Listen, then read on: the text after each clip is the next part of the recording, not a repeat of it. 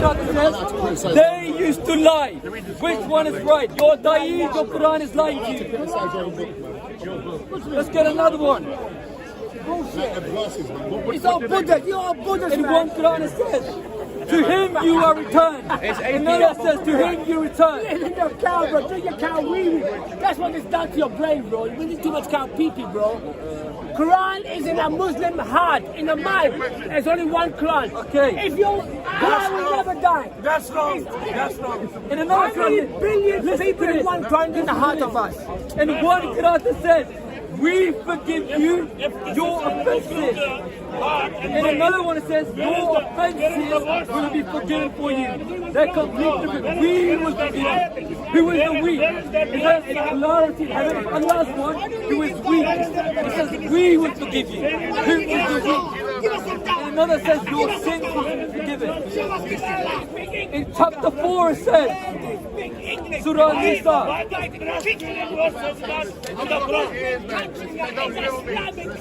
Muslim this is Islamic country now, bro. Memorize the Quran. Where is that verse? Let's get one more. Breastfeeding. Okay, so the last difference is this. In Surah An-Nisa verse 14, but whoever disobeys Allah and His Messenger and oversteps His limits, He enters him into a fire. In another Quran it says, we enter him into. One it says he enters him, another says we enter him. If Allah is one, why is there a plurality saying we enter him? One says he, one says we. Your Islamic scholars, your Da'i, your Imam, they are lying to you. There is not one Quran, there are multiple Qurans. There are multiple readings. They are lying to you. Leave Islam. Your Quran is not fully preserved. Only Jesus Christ is the eternal word of God who has never changed. The way, the truth, and the life. Amen.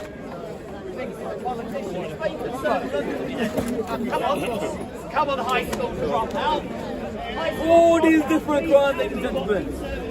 The Muslim lies have been debunked once again. The one Quran myth has been debunked once again. These are no accents. They're nothing to do with diacritical marks. These are variants. Because diacritical marks did not exist in the time of Muhammad. That's right. If you look at the manuscripts, if you look at the classical readings of the Arabic, they are all the same. These diacritical marks were added later on, which changed the meaning. Hence, the Quran is corrupted and is not proved eternally. Come to the Lord Jesus Christ, the true eternal word of God. That's it.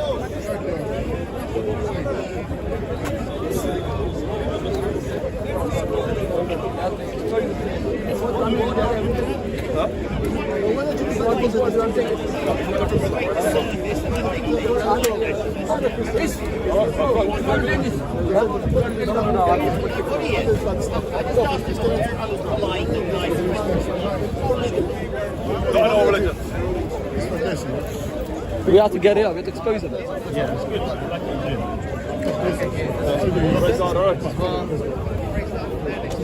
Please, please.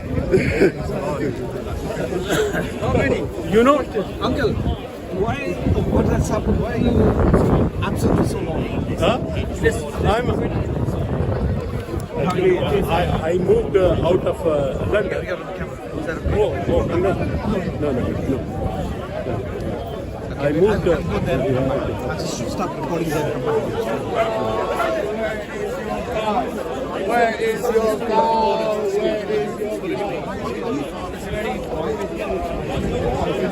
It's a Palestinian flag. Is there a Palestinian? Okay, then. Let's discuss this very important topic, my dear friends. A good way, a simple way to compare and contrast two different worldviews that we see represented at Speaker's Corner right now, right here. The biblical worldview and the Quranic worldview. A good way of comparing and contrasting is by trying to find out what is happening in Israel today and what the truth is. So my dear friend, let me ask you a simple question. According to the Bible and according to history outside of the Quran, which is solid history, the land is called Israel in the Middle East, where Jesus was born.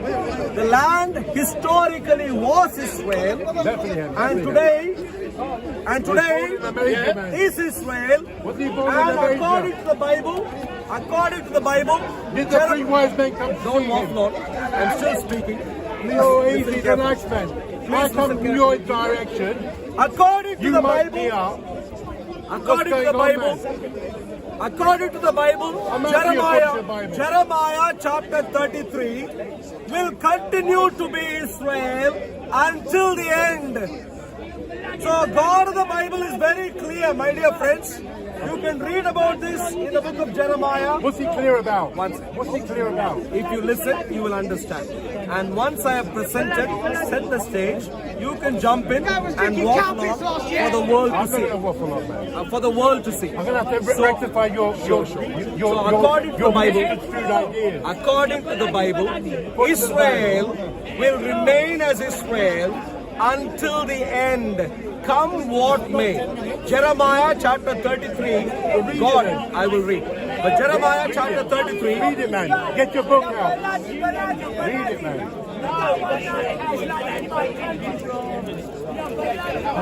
We don't want no English like that, bro. We want a proper English like that.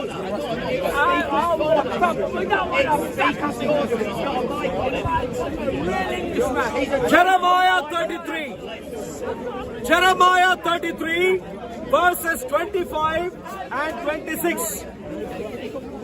Thus says the Lord.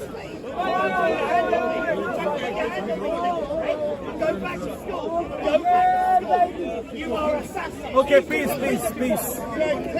My dear friends, please. So please come here, sir. Don't run away. I'm not running anywhere. Jeremiah 33. I'm not running anywhere. Jeremiah 33, verses 25 and 26. Film me here. I am reading. Here. Film me here. Don't worry. 25 and 26. Thus says Yehovah, if my covenant is not with the day and night, if I have not appointed the ordinances of heaven and earth, then I will cast away the descendants of Jacob and David, my servant, so that I will not take any of his descendants to be rulers over the descendants of Abraham, Isaac, and Jacob. For I will cause their captives to return and will have mercy on them. So listen carefully. According to, don't fall down. Don't break away. Hold on to the rails. Please, thank you.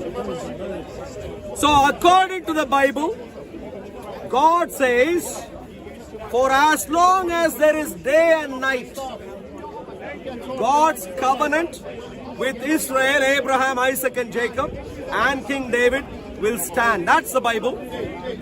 But according to the Quran, Surah 17, if Israel rejected Islam, Israel will be rejected. According to Surah 17. Read that again, what the Bible says. Please listen. Read No, the Bible. I haven't finished my point. You know. Once I finish my point, you once know. I finish my point, you can waffle on. Now I'm you're not listening. listening. On, man. Surah 17 All you're doing is a monologue. Surah 17 says. Monologue, man. It's called. A dialogue has two It's not- monologues. It's not You're the dialogue. one waffling though. You're the one who's been waffling. And you're saying According to the Quran, Surah 17, if Israel rejected Islam, Israel would be rejected. And of course, Israel, by the Islamic Allah. And we know Israel predominantly rejected Islam. And so according to the Quran, Israel is today rejected.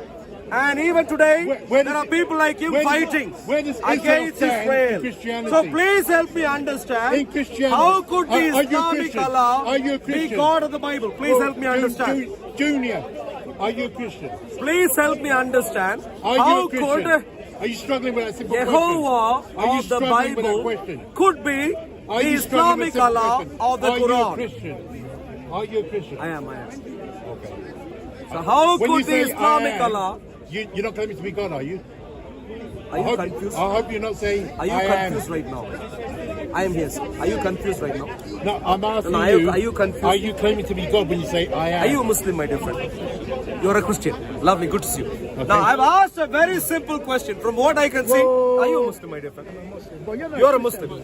You're not a Christian. I asked a very simple question. I asked a very simple Where does question. Israel stand No, he isn't. Because if he's a Christian, he will preach with the you gospel. being a Christian? Where does Israel stand? Israel, as a Do you nation, accept Israel or do you reject He Israel? said that. hear me carefully.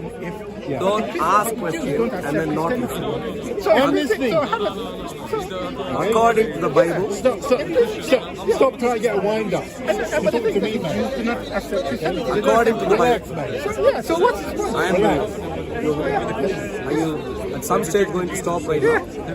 I'm asking you just relax. And I it know says you on the asked, second coming and then of you're Christ, waffling for the on. At Jews some and stage, the I'm going to Gentiles. stop right What now. happens to You are going to stop. Exactly. The camera will work out who's waffling. Okay? So, It'll work out according to whether the Bible- I'm waffling or whether you're waffling. According to the The Bible, audience will work out who's waffling. So my early understanding, according to I the went to Bible, prison. According to the Bible, where do you stand as a Christian? I am standing at Speaker's Corner right now, I know that. and I according know this man that. preach the gospel. And according to the Bible, Israel is God's beloved until the end, come what may. And if I could read again, if my covenant, What does Israel say about your could Lord I Jesus Christ? respond to your question? What does Israel say about Could I, your Lord Jesus you asked Christ? me a question, now you're What waffling. But they don't You know does asked me, Israel say about your Lord the Jesus question I Christ? asked was simple.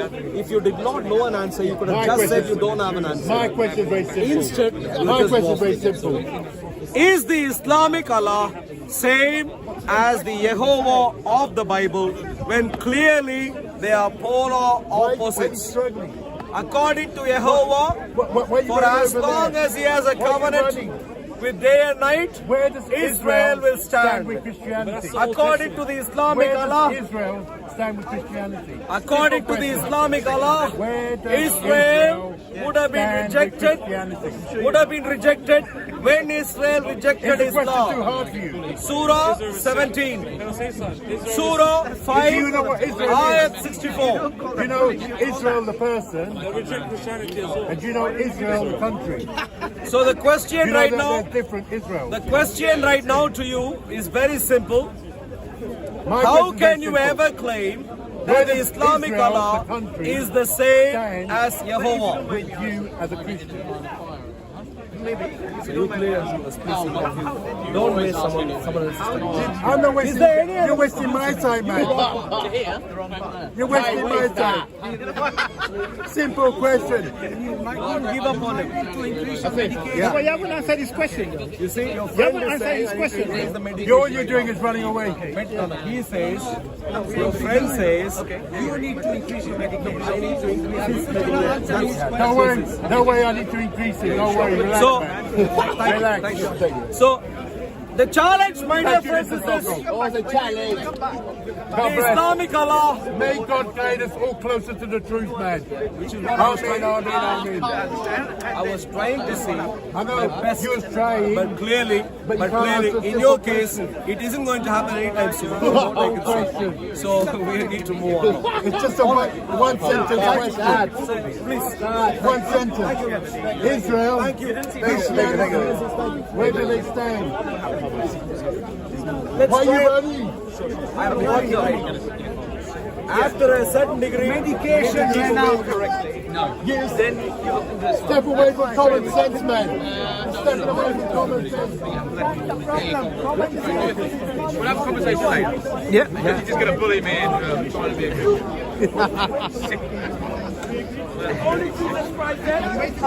Anyone from the Islamic Mafia here? Anyone? Mafia ringleaders? Anyone? You have to admit he has a good sense of humor. Islamic Mafia ringleaders? Anyone? I know it's not. I like to go horrible. Especially when you're in the receiving end. It's horrible. No, not everyone. I'm talking about you. He's given up with it. Got it.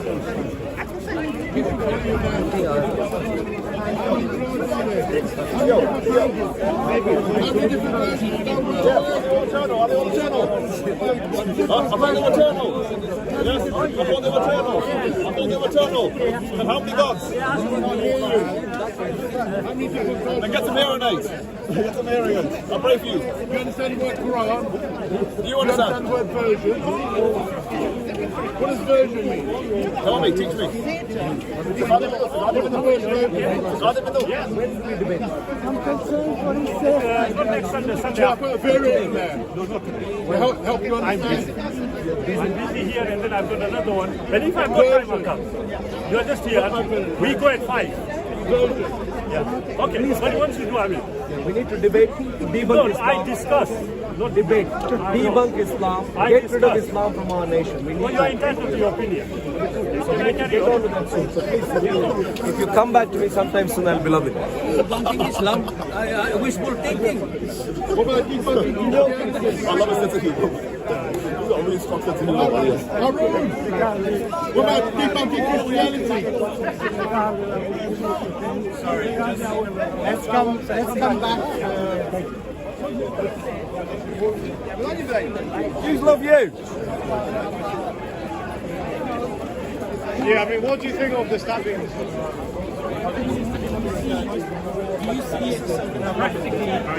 Where's my little brother? There he is.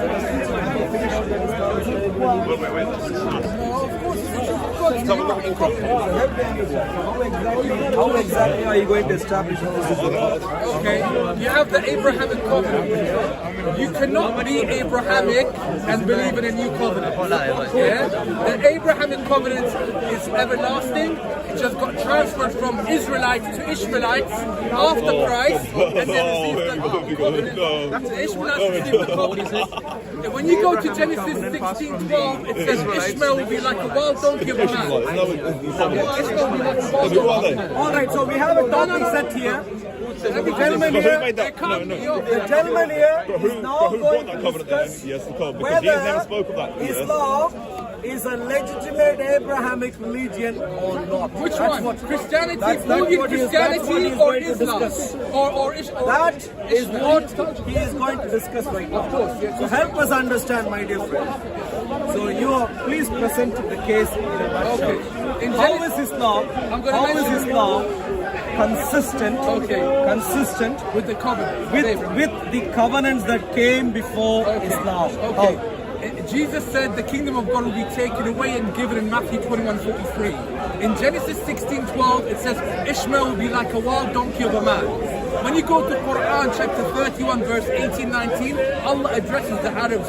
How many Do have not you heard my Do not question? raise your voices like donkeys. How Harshest many- sound is that of a donkey. Yeah? How So many you have can you see heard it my was taken question? away and given. The question was You're specific. cutting me off because you know I'm answering the question. The question was specific. Yes, The I key answered word- the question. I've proven it. The key Cut off, word- case closed. the That's key word- sufficient evidence. The key Sufficient word, evidence. the key word in the question is the word covenant. Covenant, yeah? So Islam, can there be a new covenant with Abrahamic covenant? Islam claims that it comes from the same source Of Abraham. as the one who gave the Abrahamic covenant, Yes. the Mosaic covenant, Yes. the Davidic covenant. Yes. So these are three of a few different specific And also covenants the gospel, the true that gospel are of there, Mary. and of course the new covenant in No, Jesus no, Christ. no, no, the gospel of The Jesus. question that I asked specifically is, Abraham. how is Islam consistent with these four covenants? Abrahamic covenant, So, what does it?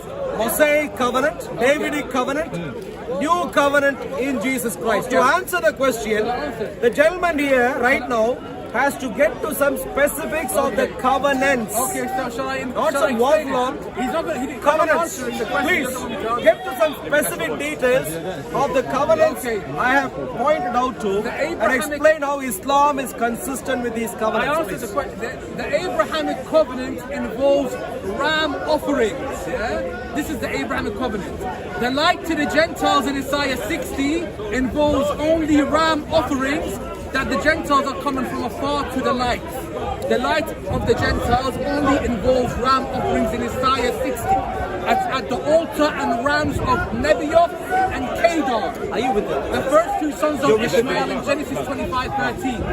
Yeah, so Jesus said it will be taken away and given. There's a new Jerusalem based upon the Lord's Prayer. Yeah, you have to put it down here. Please put help it up there. Please help him understand. You understand the word term. I've answered the question. I've answered the terms and question. conditions. I've answered the question. Covenants. Abrahamic covenant. The ram Mosaic is speaking of, covenant. they were foreshadows. Davidic covenant. The New Abrahamic covenant in Jesus There's no Christ. new covenant. Is he going to tell us some details about these covenants? Yes. And then explain The how ram- Islam is consistent with Okay. these covenants anytime soon? Yeah, okay. Anytime soon? Okay, you can do it. Islam involves ram offerings, the works of Abraham. Even Jesus in the Bible, when he drove the money changers out, he said, "You're not the sons of Abraham, you're the sons of your father, the devil. If you're the sons of Abraham, you'd be doing the works of Abraham. Contrary to the works of Abraham is the works of the devil." So when you're saying new Context, you take covenant, that out of context. when you're saying You've taken that out of when you're context. saying Christ, About Christ, the the blood of out of Christ, context. wash yourselves with the blood of Christ. This is Antichrist. We are wasting our time right now, aren't we? Abraham is Anytime he's the soon, father of monotheism. are we going to He's the hear father- He revived monotheism. anytime soon? The lambs in the Old Testament, they were foreshadows of the coming lamb, of the lamb that was meant to come. These were foreshadows. When John the Baptist said, "Yes, behold, the Lamb of God has come," they were foreshadows of the lamb which is due to come. He's a prophet to his offspring. He was a prophet to his offspring. Yeah? All the prophets That's what knew they the were. things of- All the prophets knew about the end of days. All the prophets knew of the final message of the disobey God. Huh? He didn't teach them. He told them about God, the oneness of God. How? What do you mean how? He told them how you teach yourself. How you teach your offspring. How can you teach him if he literally disobeyed him? But look, He was with God, but he turned his back on him. but look. How's he going to teach that? What do you mean? Turn his back. Say, Have you read the Bible? I know the Bible's confusing. It's confused itself.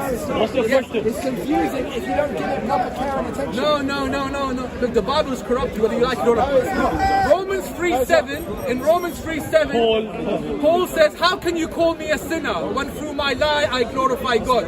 Which God? The God of the Romans. Romans 7:4. To my dear brothers in faith, you too are dead to the law through the body of Christ, in order to be married to another, to him who was raised from the dead. So who was raised from the dead, Christ or another? The Romans are married to. I wish. Well, I've done my job anyway. You guys have been scanned by Paul and Everyone is equal. No, we got one Quran. Everyone is equal. Isaiah 60 is clear. Gentiles can only give you no verse. Surah, I'm giving you verses. Isaiah 60 is clear. I am giving you verses. My Lord said to you. Surah 98. I'll leave you with this if you want to hear it. Surah 98, Ayah 6 says, Can I tell you one thing? Jews and Christians who reject Islam are the worst of creatures. Okay. How is that say the same as Let me just give you the opportunity to express what I need to express. Then I'm going to go. Please So explain. I want to explain my view. Okay. The main reason, is that I'm on the fence because I don't want to give no injustice on either side. That's the first thing. Secondly, alhamdulillah, as Muslims we know that Allah subhanahu wa ta'ala has said himself that I created all of insan, I've created all human beings. So for me as a Muslim in my community, in my society, in my country, Britain, where I'm born here, I respect all religions and every single person I come across on earth. I have no problem with your Christianity, I have no problem with a Jew, I have no problem with a Hindu. I respect everyone as long as they respect us. Help us understand this particular teaching from the Quran. Where is this teaching in the Quran? Respect everyone. It comes from the Especially- Sunnah. It comes from the teachings of the Prophet Muhammad sallallahu alaihi But the wasallam. That's why we Quran- call it the Quran, the Sunnah, wa al-Jama'ah. The Quran is the Quran. That is basically the human manual sent by God. Yeah? According to the Hold on, Quran, I'm telling you. According to the I'm Quran, telling you, please, because I'm gonna according use to my the partner Quran, thought. according Please. to the Quran, Can I just when explain? someone rejects Islam, they are worthy of destruction, imminent destruction. And that is what started in the 7th century. I can give you particular verses if you like. Surah 5, ayat 23. Surah 9, ayat 28. Surah 57, last couple of verses explains how Jews and Christians are not worthy to leave their own properties. Surah 59, therefore, the Muslims began to expel, chase away at the point of violence Jews and Christians from the... My issue is, Can you are... coexist? My issue is, can you coexist as a Christian with due respect with the Muslims in Britain as equals? Yeah, I Do you respect the Muslims? Please, equal no. Thank you. Yeah. Do you respect the Muslims? Listen carefully. Do you respect them? Listen carefully. I'm asking you a direct question. It's yes or no. You've asked multiple times. Now you listen to the respect the answer. Muslims? You've asked this multiple times. Okay, Now, you are living in the UK, my dear friend, and instead of you're born here, and instead of gaslighting, if you might actually pay attention to the details, it might serve you well. I haven't finished. The details. I haven't finished. I wasn't finished. No, you finished and then I started. And you interrupted me. The problem we have in the world, across the world, is not because of Jesus Christ. Christians have a successful track record of coexisting with people of all sorts of different worldviews and not engaging in some sort of a Christian jihad. Christians have a successful track record. Everyone who took Jesus seriously were able to love others even when they disagreed and even persecuted the Christians. So don't go around and become a fool, mock you now, become a clown and say, oh, are you prepared to coexist? The reason Christians were prepared to coexist is why you have shown up in the UK and your families have shown up in the UK. Now, the problem, unlike the Christians... We didn't show up, like he's saying. Please listen. No. Unlike the Christians, You said... I haven't finished. No, you I haven't made a finished. statement now. I haven't finished. I'm actually offended. I haven't You finished. said you I haven't turned finished. up and you came here. I haven't finished. I was born here. I'm I British. haven't finished. I I'm haven't British. finished. Instead of Are you British? gaslighting, I haven't finished. Are you British? Instead of gaslighting, if you pay Forget attention. gaslighting. Are you Pay British? attention. Are you a British citizen? Unlike the Christians, Is he British? who have had a successful I'm track British. record Are you British? of coexisting with the non-Christians, the entire problem we are dealing with this Guy has no sense. coexistence question have is battlefield because here. of We're gonna Islam. It is Islam and the Muslims who have had a perpetual problem in relation to coexistence. According to Islam, Muslims cannot coexist in peace with the non-Muslims. They simply cannot. The problems started in the 7th century in the Arabian Peninsula, and then it spread soonish outside of Arabia, and for centuries we have been having issues across the world. Why? According to Islam, Surah 5, Surah 9, Surah 8, Surah 33, Surah 57, Surah 59, Surah 2, Surah 3, Surah 4, according to all sorts of surahs, my dear friends, Muslims cannot coexist with non-Muslims. It's a plain and simple. Wherever Islam went, Muslims have been commanded to gain upper hand and subjugate the non-Muslims. And that is the problem we have had in history across the world. And so as a Muslim who shows up at Speaker's Corner, don't gaslight and ask a Christian if the Christian is prepared to respect the Muslims. Don't ask that silly question. You're becoming a clown by asking that question. Rather, ask yourself the question that whereas Islam is unwilling for the Muslims to coexist, what should be done to Islam? That should be the question that we need to be asking right now, my dear friends. And the gentleman here, who is part of the mafia ring, he shows up here and he does not want to answer the question because he knows when he begins to engage with Islam, Islam will show up itself as an evil religion. You're Muslim. You're a Muslim. You're agnostic. How with this? Are you Muslim? You're an agnostic. Where are you from?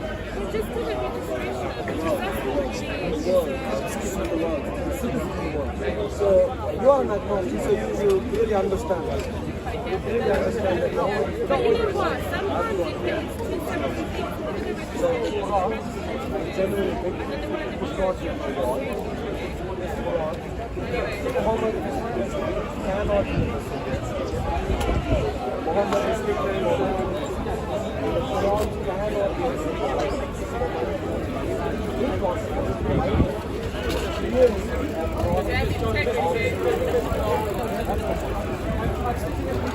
So you're one, yeah.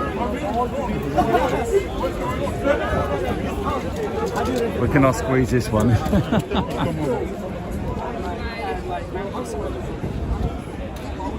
Clearly, the mafia, our training is changing. You know the Islam is a mafia.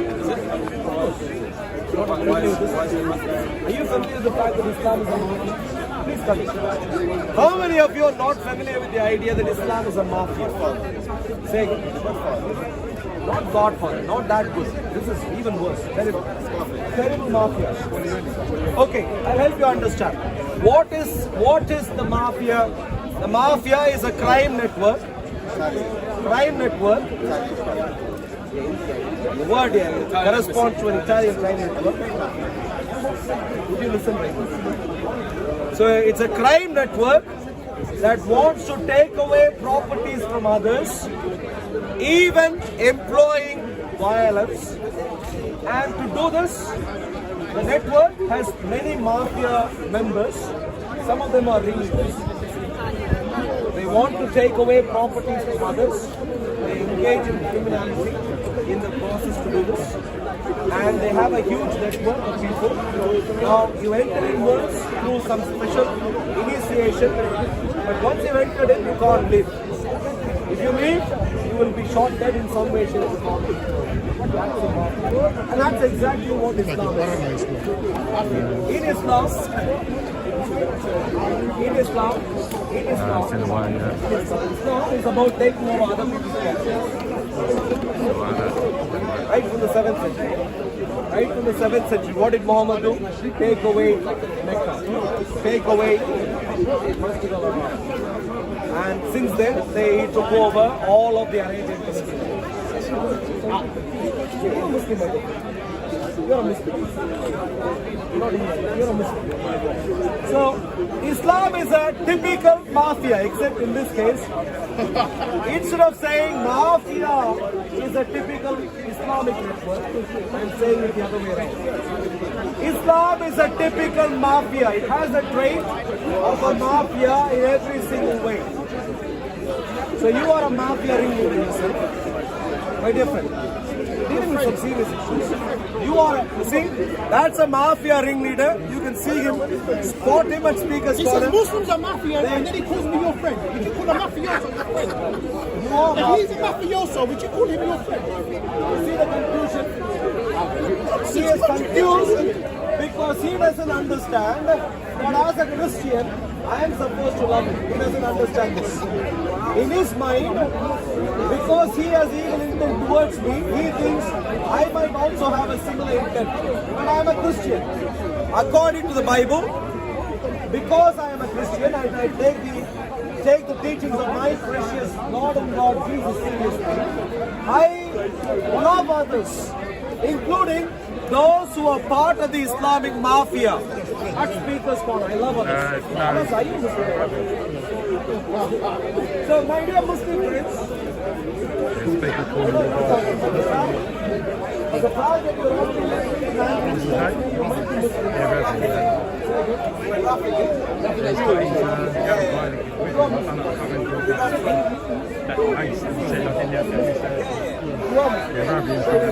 typical liars. When they come near, they can't answer basic questions. They claim they are agnostic because they haven't got a clue about anything at all. And they move away And what do they say? They say they're laughing. What? God knows.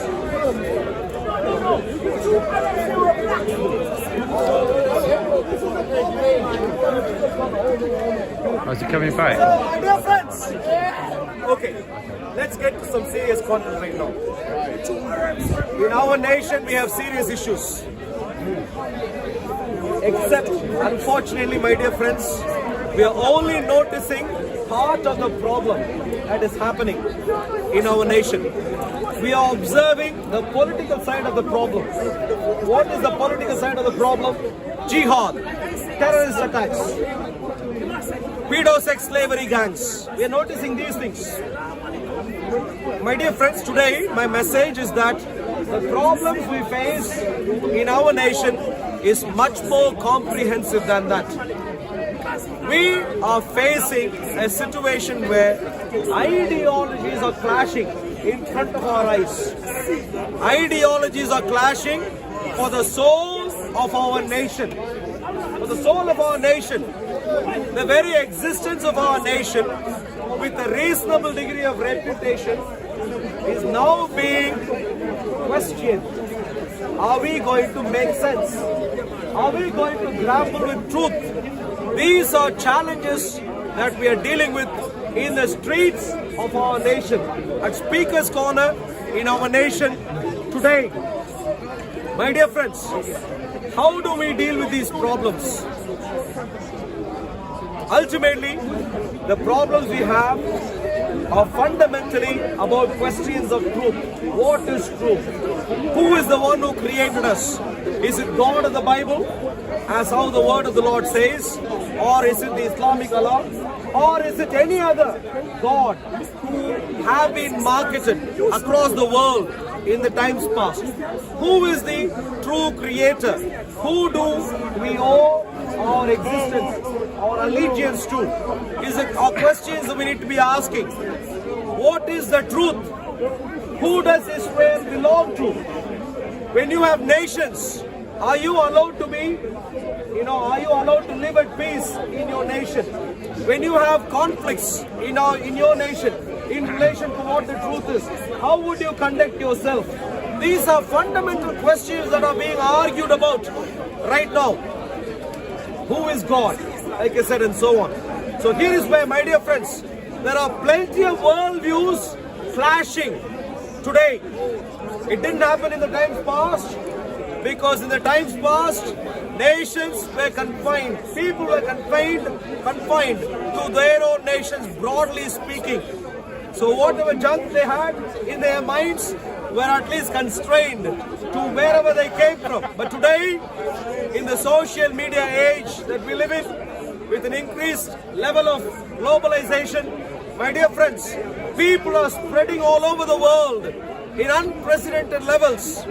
And therefore, ideologies are clashing, especially in the Western world, in the UK, in the US, Islam, Hinduism, Buddhism, Jainism, Sikhism, Roman Catholicism, Eastern Orthodoxy,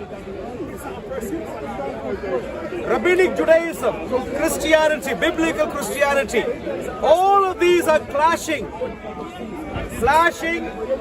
not just for the soul of our nation, our nations, but these are clashing for also souls of individuals. My dear friends, what's at stake, could I please remind, is not just the destiny of our nations, but also our own destinies. What is at stake are not just temporal things of this world, but what is at stake are also eternal things. Where are we going to end up in eternity? Now, the different ideologies have different methodologies that they use to advance their targets. They advance towards their targets. In the case of Islam, it wants to take control over the political realm first. Take over. And then it might decide what it would do to the individuals who live across the world. That's the way Islam works. Look at that gentleman. That's the way Islam works. They mock, scoff at Speaker's Corner. Are they interested in having sensible discussions? No. Are they interested in actually convincing individuals? No. They're interested in the takeover. That's what Islam does. And I come to the Bible.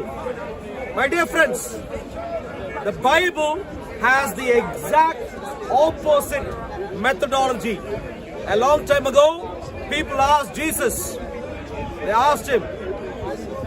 Disciples, apostles of Jesus asked him. Other disciples asked him, when are you going to bring the kingdom of God? Because they were looking for a visible sign of political change, a takeover, in a manner of speaking, to make sure the Romans were removed from power. But Jesus gave a precise answer, and the answer was, the kingdom of God is first within you. It begins within you. Ultimately, Jesus is concerned about the fact of him being eternal king also. Jesus is going to come back to rule over all of creation also. Yet, the methodology that Jesus has is to reach to the individuals first to speak to you, to convince you that he is God. Individuals, to convince you that you are God. And then, once you have a number of people who have become Christians, for the nation to change and become Christian. Not through takeover, but through convincing and an organic change in a nation. And therefore, the apostles of Jesus went around not with the sword, but with the truth. Not with violence, but with testimonies. Whereas the followers of Muhammad went with swords. The followers of Muhammad went with violence. So ideologies have methodologies that they use to advance towards their targets. Roman Catholicism also has its methodology, and this is why you saw the Crusades happen. When there were disagreements, JC's audience particularly, Crusades were advanced. Yeah. But my dear friends, Long live the Crusades. You see, JC even says, long live the Crusades. First one especially. Because he thinks The first that's the right especially. way to do. Unfortunately, my dear friends, So just war. unfortunately, my dear friends, the methodology that Jesus has is very different. So, what do we do in our nation? JC would say, begin a crusade. That's what he would say. I am saying something else. I'm not saying that. I'm saying that the first crusade it was just war. That's what I am saying that we, first and foremost, just war. should become proper Christians. What is at stake is not just because of what the other ideologies have done to our nation, but also because what we ourselves have done to our nation. My dear friends, consider this carefully. What have we done with Jesus in our personal lives? Are we proper Christians? Are we proper Christians? Do we take the new covenant seriously? Do we worship our God seriously? Have we dedicated our lives to our God seriously? Do we worship our God in the way our God demands and instructs worship? For instance, Roman Catholicism speaks about the Queen of Heaven. Sam is here, maybe Sam can represent in a few moments. But let me wrap this up quickly and then let's get on to this. Roman Catholicism advances along the same line as that of plenty of people in the Old Testament who got worship wrong. In the Old Testament, in the book of Jeremiah, you see the worship of the Queen of Heaven. Queen of Heaven. Queen of Heaven. Why? Because people were simplistic. They thought, well, if there is a father, if there is a king, there must be a queen. simplistic thinking. People had misunderstood how God works, that God is beyond our regular nature. And so, my dear friends, we need to get worship right. Queen of Heaven, we need to set aside. Idols, we need to set aside. We need to get to Yehovah carefully. We need to get to Jesus carefully. Devote our lives before Jesus carefully. Surrender our lives before Jesus carefully. Take sexual morality and commitment to Jesus carefully. Take the fact of families seriously in our nation. We need to make sure we are fulfilling our responsibilities. Ideological wars are first and foremost won in the minds and next in the political arenas, my dear friends. So we in our nation have to become proper Christians again. What does that mean? Again. And so that, with that maybe I'll briefly. So now Sam is here. Lovely to see. By God, lovely to see you after a while. Yeah, it's been a while. You are he speaks low, so. Yeah, I do actually have a little. So Sam is a Roman Catholic and is preparing to become a monk of some sort. Not anymore, no. Not anymore, but it was good fun by the last. Okay. But we won't get into that. But anyway, could we do just because I know I get a bit enthusiastic, you get a bit enthusiastic, we do like 3 minutes of this? Sure. Just because I know you and me will overtalk each other. I know what I'm like. It's only fair. So in terms of topic, you're a Roman Catholic. I am a biblical Christian. I reject Roman Catholicism. I see Roman Catholicism to be an abomination. You would know this. So we've been having a number of discussions. I've heard it plenty of times. So in terms of topic, we can a number of topics we can choose. I would want to just go for a very general one, which is just as simple as are Catholics true believers? Just as simple as that. That's not precise enough. You can waffle on in different ways.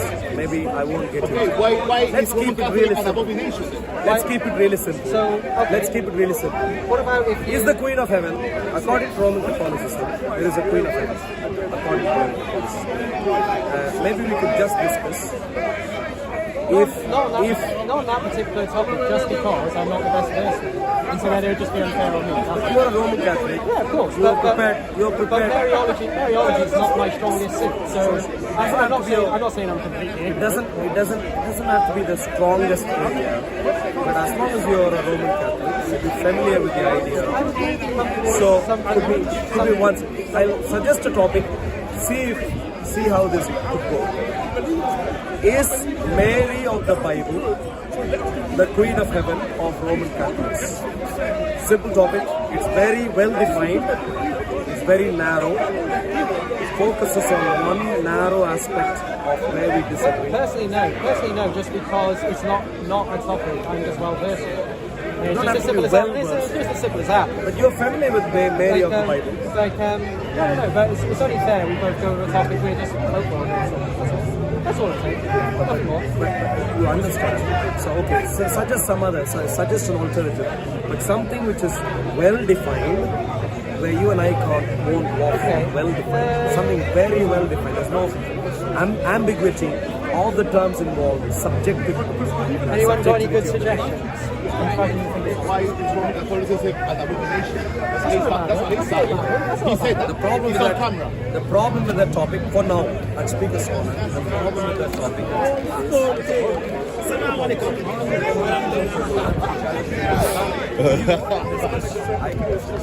but it's not well defined, so it's not going to be a precise, maybe we'll take. What about is Roman Catholicism apostolic? What about that? How does that sound? But in relation to what particular? Well, so can we say sacerdotal order? We could say that. We could say that. We could also say, just generally, are we able to trace it back to the apostles in some manner, shape or form. No. That's for an online debate, for a formal debate. I want for speakers' corners, for a simple conversation. So would you want to focus specifically on the priesthood? Sacerdotal order. So let's deal with that. Yeah, if there's specifically the priesthood. No, okay, cool. That's okay. Yeah. So, is the sacerdotalistic order apostolic or is it a sacred? Right. Obviously, first, should we just define what the priesthood is, just so everyone knows what it is? So obviously, what a rule means is by sacerdotal order. Obviously, in Roman Catholicism, we would say the priest is given sacramental powers when he is ordained, and also technically the deacon is the same. So say perform the sacrifice of the mass, to hear confessions, to marry people, to give last rites, etc., all that sort of stuff. So that's the sacerdotal area of the priesthood. Because obviously, we believe there are offices within the priesthood, like preaching. Preaching is an office, but it's not a sacerdotal office. But if I could clarify, very simply, you and I would agree that Jesus himself is the high priest. We would both agree. Whether you take Jesus to be the high priest in practice or not is a different topic. We would both also agree in the general priesthood of whoever true Christians are. You would call Roman Catholics to be true Christians, you might say. I would disagree, and I would say no, Roman Catholics are not even Christians, so I would say someone else, biblical Christians are Christians. But regardless of our particular identification, we would at least agree that whoever we identify as Christians, generally are priests, the priests, they are together, the general order of priesthood. So we're not discussing and debating on whether... And obviously I can include, like, say, the other parts being, the sub-diaconate, the diaconate, obviously priesthood and also the bishop. So, in other words, we're not debating on the priesthood of Jesus. We're not debating on the general priesthood of whoever the true Christians are. We are debating on whether, according to the apostolic doctrine, according to the apostles, there is a special priestly order. Where some people are priests. Who are priests? The Bible, from the Old Testament context, is very simple, very clear. The background is the Levitical priesthood and the Aaronic priesthood. The Bible is very clear. Priests are allowed to do certain things which the rest aren't allowed to do. That's particularly sacrifice. Yeah. Because say as a good example would be on your path to becoming a priest in the church, you are ordained a deacon first. Now, as a deacon, no, I'm just saying, no. I'm just saying that this is relevant to the point you brought up, just so people know what we're on about. A deacon is able to say marry people, do funerals, preach, etc. But he can't he can't preside over the mass. He assists, but he can't preside over the mass or give confessions. What would be seen as a sacrifice? So let's take 2 minutes each. But it could be maybe a helpful time. Or maybe I'll take. I do trust you with time. You're a lot of things, but not dishonest. To be fair to you. So, do we do 2 minutes each? Two. I don't think people want to hear all this. So 2 minutes each. Okay. 2 minutes each.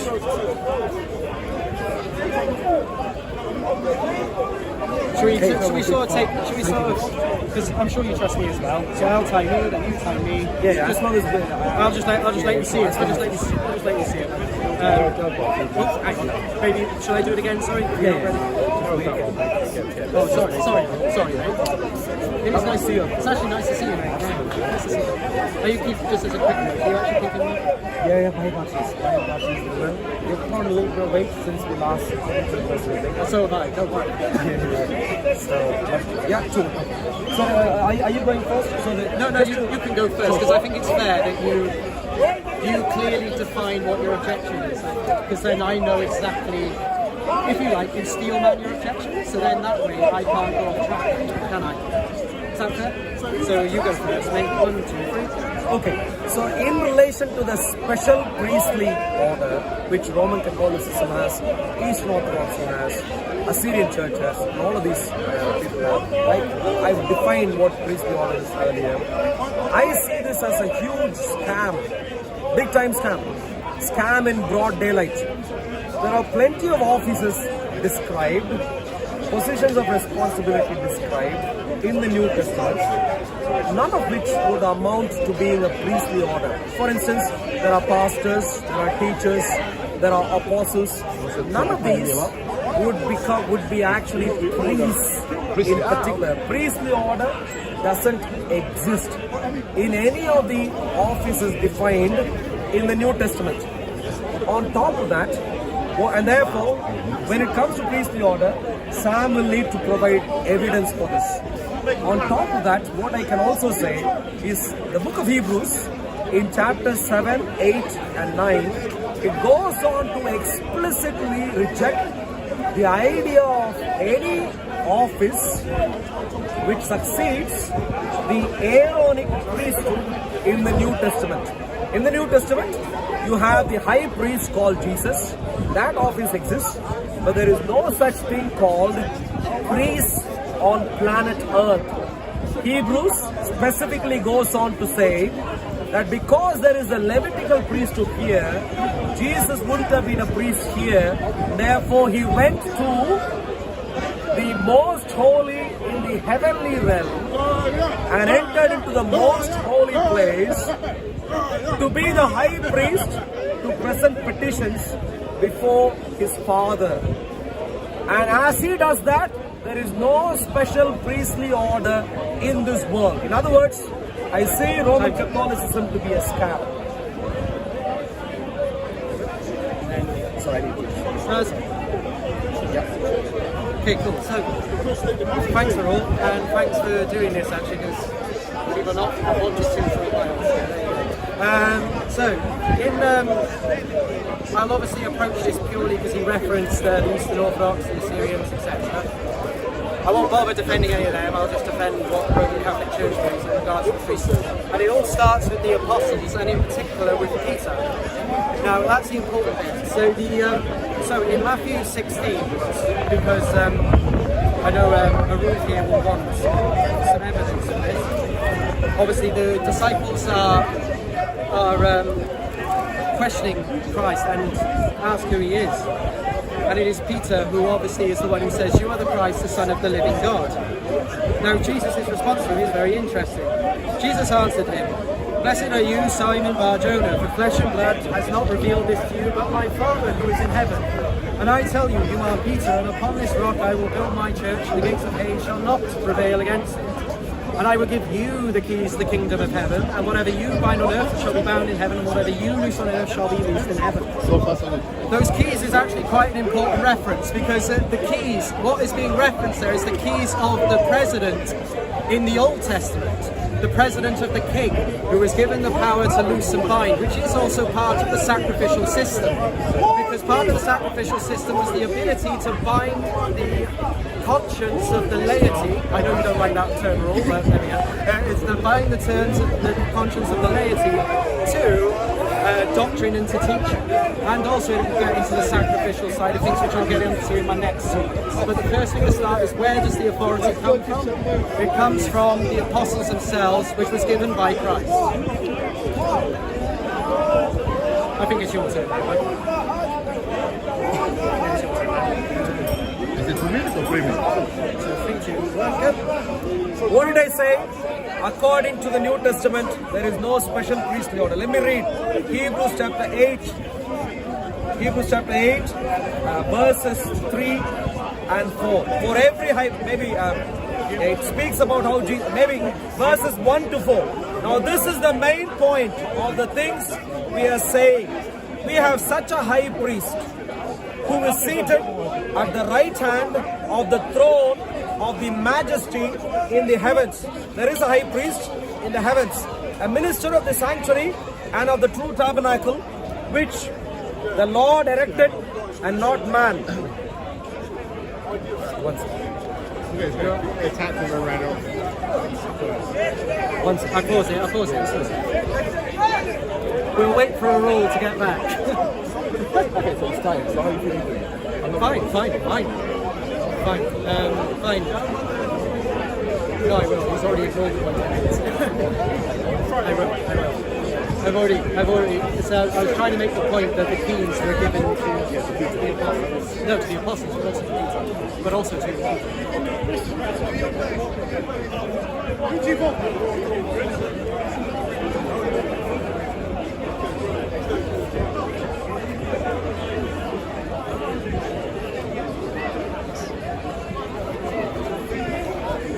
Troublemakers at it again. Sam. Right. Anyway, are you good to go again? Just say when. Yeah, again, yeah. Yeah. And particularly verse 4 of chapter 8 says, for if he were on earth, if Jesus were on earth, he would not be a priest. Since there are priests who offer the gifts according to the law. This is Hebrews chapter 9 and verse 4, an apostolic writing. It points out to a very clear scriptural principle. Jesus could not be on earth and be the Melchizedekan priest. He can't be.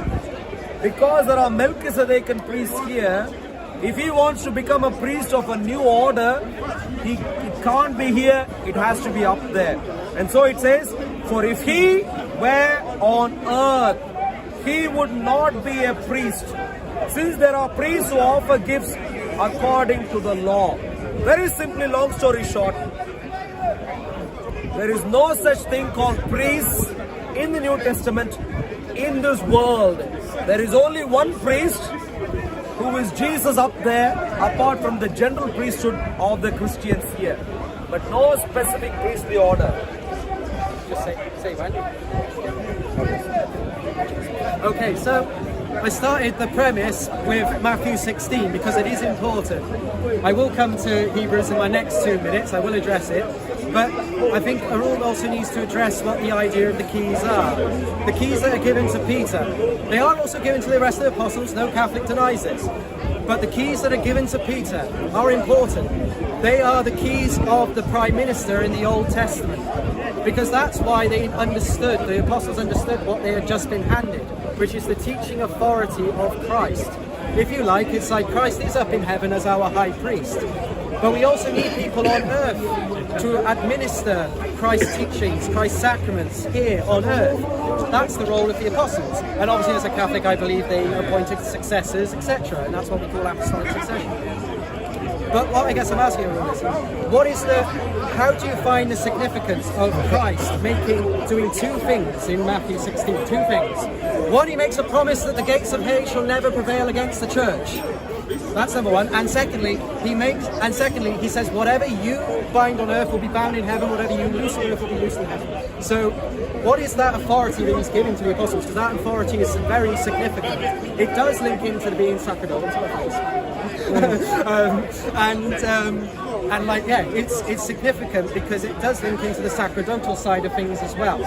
Because you need to be given that authority to start off with. In my next 2 minutes, I will address your one in Hebrews. Okay, well, and also I'll get the reference out properly later because I don't want to scroll through my phone. But obviously we do have examples like in Timothy, where Paul is commanding Timothy to lay his hands upon others and to ordain them. So obviously not everyone can be a preacher, not everyone can be a minister. These people are selected, they are ordained. And that is obviously something that is very important. Now, to be fair, that's not unique to Catholics. Obviously Anglicans would believe that, etc. So pay attention. Oh, sorry. Oh yeah. Can you get it up? I don't have it. It's a bit foreign to me. Oh, there we go. Pay attention carefully. The question is on whether there is a special priestly order in the New Testament. What has Sam done? Sam has spoken about apostles. Sam has spoken about teachers. Sam has spoken about people who can lay hands on others. None of these have nothing to do with a priestly order. In the Old Testament, you have teachers who taught in synagogues. You have the Pharisees, the lawyers, the teachers. They weren't the priests. I am particularly focused on the priests because according to Roman Catholicism, the claim is that these leaders in Roman Catholicism are priests. What would be the equivalent of the priests of the Roman Catholicism in the Bible? The Levitical priesthood. The Levitical priesthood did not have an exclusive authority in teaching. Also, there were other teachers who taught, rabbis and so on. So Sam has to now get to the details of whether there are priests in the New Testament. He spoke about, this is where he got to the point of the keys. He agreed keys to bind, to loosen, with not just Peter, but also with other apostles. The question is, I am not concerned about some keys to some locks about which we haven't decided anything. Are these priests? The reference he is using is an obscure reference. Is he suggesting if someone has some key, whatever key that is, he is a priest? Is that how you define a priest? A priest is someone who sacrifices. And according to the Hebrews chapter 8, verse 4, we are clear. If he were on earth, if Jesus was on earth, he would not be a priest.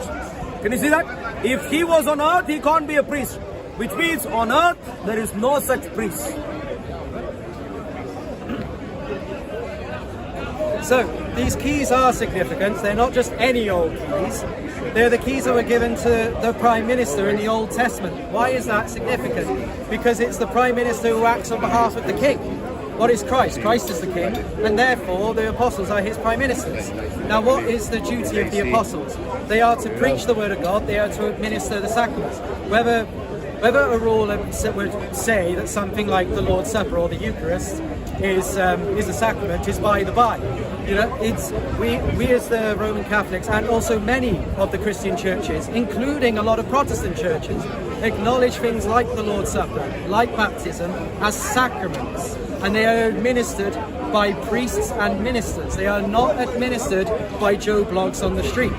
That is the important bit. So the fact that the keys is important, so you have to look at the significance of them. Anyway, now to go to the apostles themselves, if you like, well, exercising this priesthood somewhat. In Acts 1, when they are discussing about replacing Judas, to take the place in this ministry of apostleship from which Judas turned aside to go into his own place. And they cast their lots for them and fell on Matthias, and as they enrolled him with the 11 apostles. So in other words, they filled the office of Judas. So their number was back up to 12. They didn't have to fill up this office, but they did because the office is open. That's a form of apostolic succession, bringing the next generation in. How long have I got? 20 seconds. And so yes, the point is, the rule is, yes, a priest sacrifices, but also you've got to consider, where does the authority come from? That's really key as well, and ironically. And so you have to acknowledge that these keys that were given to Peter and that were given to the other apostles as well, that is where it all stems from. And just as a last parting comment, it is not the Levitical priesthood, it is the priesthood of Melchizedek that counts. Yes, that's the one. Sorry. Okay. Sorry, I was getting excited. Sorry. Go. Sorry. You see, Sam went through all sorts of things. Okay. The one thing he didn't go through was to establish how there is a priestly order in the new covenant. That he did not do. Note carefully, he spoke about Prime Minister. Although I disagree with that particular detail he brought up, it's still a Prime Minister, not a priest. It's an analogy. He went through the details of apostles. I completely understand there are apostles. Even though I disagree on the idea of apostolic succession, I completely understand there are apostles. But that has nothing to do with priests. He went through the idea of how Judas was replaced. Look, even if I disagree, that is irrelevant. I am trying to find out if there are equivalents of Levitical priests in the New Testament, because who I see, the funny clothed people in the Roman Catholic order, I see them to be proper daylight robbers. And so I'm trying to find out if their role is legitimate. And that is where I'd like at least one reference to how there is a New Testament special priestly order in the New Testament. Let me read the verse carefully again. Hebrews chapter 8, verse 4. It says about Jesus, even Jesus, who is the actual Melchizedekian priest. It says, if he were on earth, he would not be a priest. Why? Since there are priests who offer the gifts according to the law. In other words, according to the Bible, the distinction is clear. On earth, you only have Levitical priesthood of the law, the Torah. The kingdom of heaven is not of this world. It transcends and it begins there. And in this, Jesus is the high priest there. No priest here.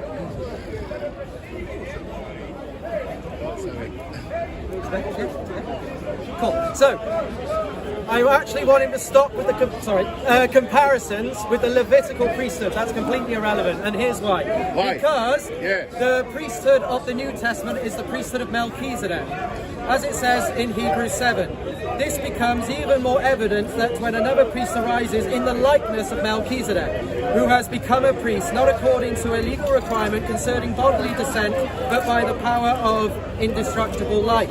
So the priesthood of the New Testament is Melchizedek. Because what did Melchizedek offer? Bread and wine. Yeah. That is why it is Melchizedek, not the Levitical priesthood. The Levitical priesthood offered blood sacrifices.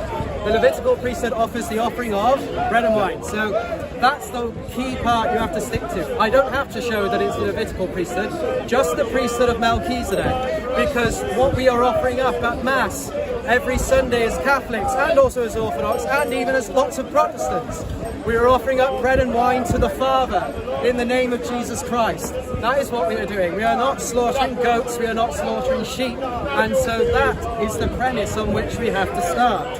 Anyway, so now also in regards to this idea more of apostolic succession, it's in 2 Timothy, where Timothy is instructed to lay his hands upon people that he deems worthy to succeed him. Now, why is that important? Because he's also told that these men should be worthy men. They can't be Joe Blogs off the street. They can't be anyone just in the church. They have to be people deemed fit of the office. They have to be people perfect for the office.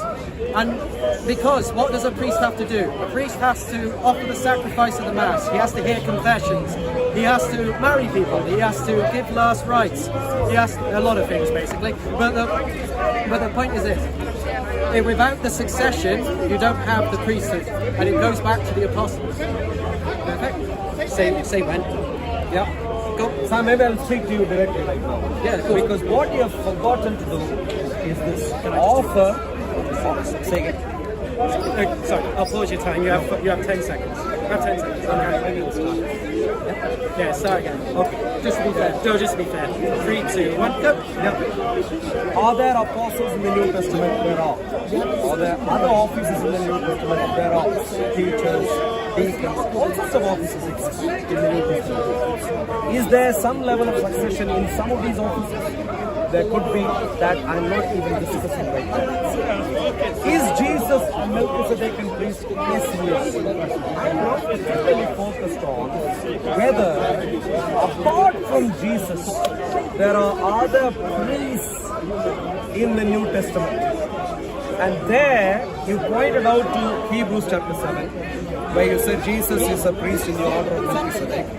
But what you forgot to understand is that it is only Jesus who is the priest of the order of Melchizedek, the one without a beginning, without an end. No one else. Not the funny fellow sitting in Rome, Vatican, or anywhere else. Only Jesus. And it goes on to say that this priest represents a supreme, a better covenant to an extent. He cannot continue offering the same stuff. He doesn't have to. Let me read to you. So Hebrews chapter 7, verses 26 and 27. For such a high priest was fitting for us, who is holy, harmless, undefiled, separate from sinners, and has become higher than heavens. who does not need daily as those high priests to offer up sacrifices. According to this priestly order, there is no daily offerings. There is not even a repeat of offerings. To offer up sacrifices, first for his own sins and then for the people's. For this he did once. The Melchizedekan priesthood of the New Testament offers once. And he did that 2000 years ago. Any fellow who is claiming he is making an offering right now is a scammer. Wake up.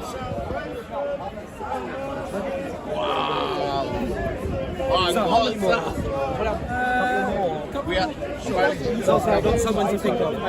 I got a. Go back. Sorry. So should we make this, say, I don't know. Should we do one more? One more, as in one more each, 2 minutes, and then do one of 3, which is like our closing. Yeah. Do you want to do that? Sure. Cool. That sounds good. So this will be my last. So, Did you want to do one more round of 2? oh no, one more round of 2. Yeah, sorry. So you do one round of 2 and then we'll do one more round of 2, yeah? Yep, Because I started. Yeah, sounds good. Yeah, good. Right, so in Hebrews 7, he is right that it speaks mainly of Christ as the high priest of Melchizedek. He's not wrong about that.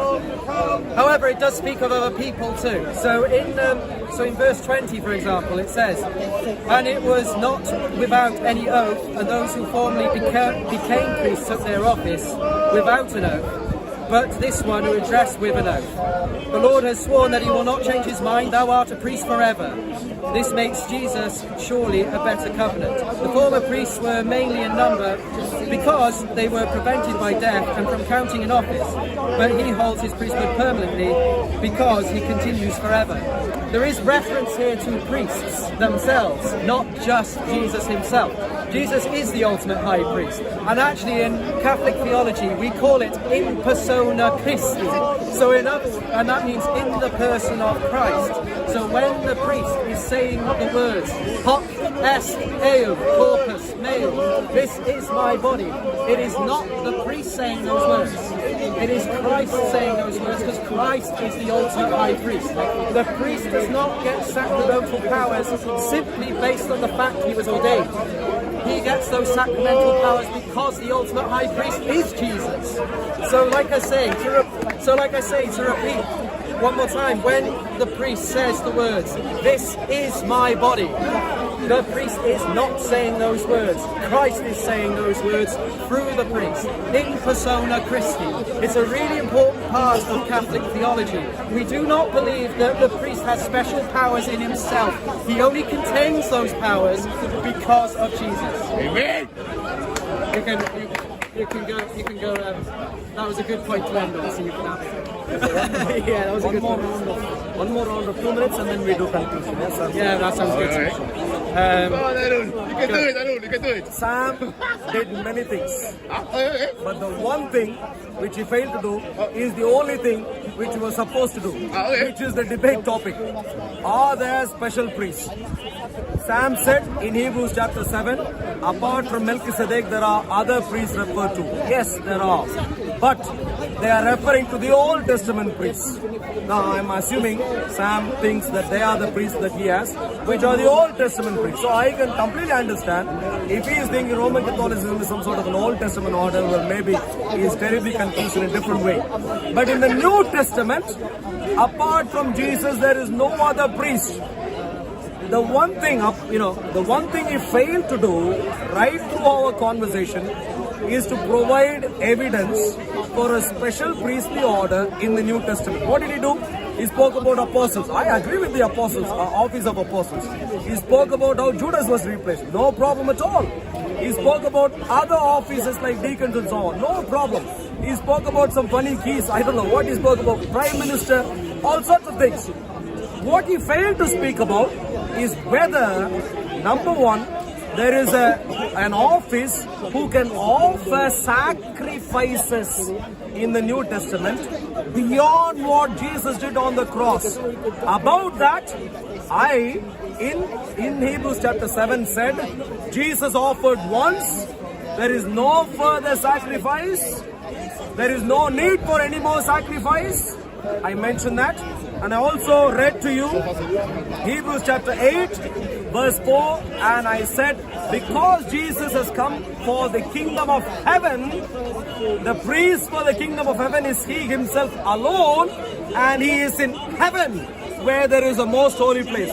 Whoever claims to be a priest here, including the Pope, is a scammer. Don't fall for this lie. 3 minutes conclusion. 3 minutes, yeah? Conclusion. Yeah, sure. Oh, sorry, two more. Sorry, it's not 40 minutes. Has it been good fun? Yeah, you're last. Absolutely. Should I start? Yeah, go. Okay, so he's saying that I have to show sacrifices in regards to the Old Testament. He keeps drawing back to the Old Testament.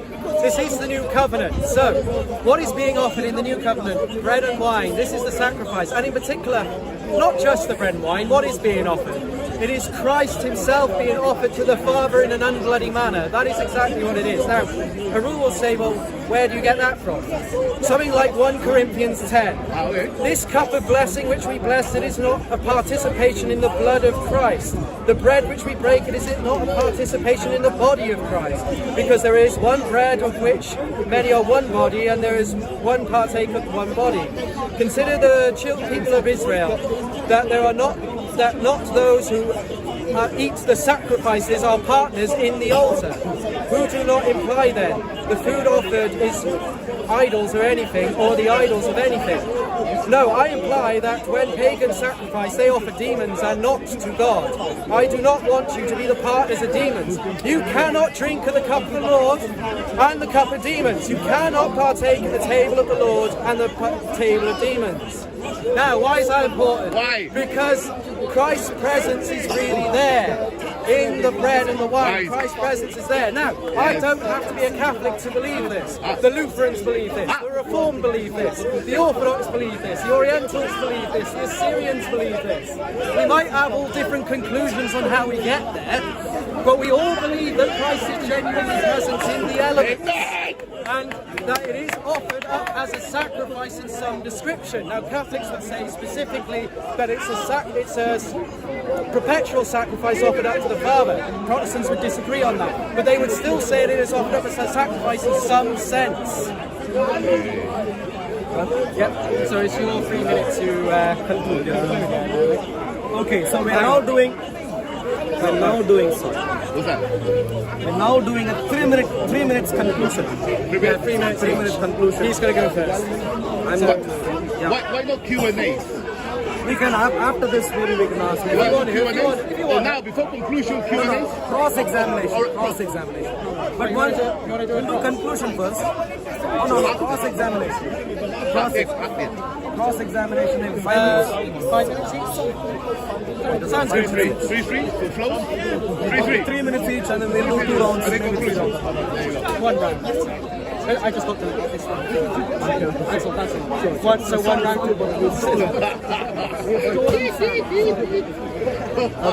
Okay. So 3 minutes. And then we'll do conclusions after. Because I think we do deserve a conclusion. Absolutely. Yeah. Okay. So do you want to cross-examine? No, I don't. How do you want to play this? Because I spoke first, I presented my points first. So you want me to cross-examine you? Okay. You hold that then. Yep. 3 minutes each. Yeah. All right. So I'll cross-examine Arul first, and then you will cross-examine. Go on. Okay, cool. So, Arul, let's start with the keys. You keep sort of fobbing them off. Why are you fobbing off the keys? Because in the Old Testament, it's clearly stated in Isaiah that the keys are given to the Prime Minister of the kingdom. Now, the Prime Minister is the one below the king. So if you like, the imagery of this is you've got the apostles, who are the Prime Ministers, if you like. They're not literally the Prime Ministers, it's more like a typology. But they're the Prime Ministers because Christ is the king. So why do you keep fobbing that sort of thing off in terms of, because this is the moment when they are given this promise, because it is a promise, they'll be given the keys to the kingdom of heaven. Why are you fobbing this one off like it doesn't matter? Like, what is your interpretation of those keys? Sure. So here is where you have fundamentally misunderstood the Old Testament. You know, in the Old Testament, there is a princely order, princes, kings and princes. There is a priestly order. There are 2 different orders apart from prophetic order. 3 separate orders of leadership apart from the elders. The king and the princess are not the priests. But do you recognise, though, that it was the prime ministers who were given the power to loose and bind? Interestingly, not the king, because it's the imagery of the king is overseeing, the king is in charge, but it's these prime ministers who actually enact the justice. The entire topic was not whether there are prime ministers. I'm not even commenting on the point you're making right now. I'm merely citing or saying to you, priests is the topic at hand. Okay, so let's is go. there a priestly order? And when it comes He's to asking the priestly question. order, Okay, so when it comes, you ask me why do I fall? Very simply because the Levitical priests, the Aaronic priests have nothing to do with the princely order, and therefore you're fundamentally mistaken. Not quite. But anyway, let's go back because there's only 3 minutes. Let's go quickly to the manner of the sacrifice, because you've kept comparing the apostles and the priests to Levitical priests, whereas I'm saying Melchizedek, because the offering is bread and wine. Okay, so why compare? Let's put it like this.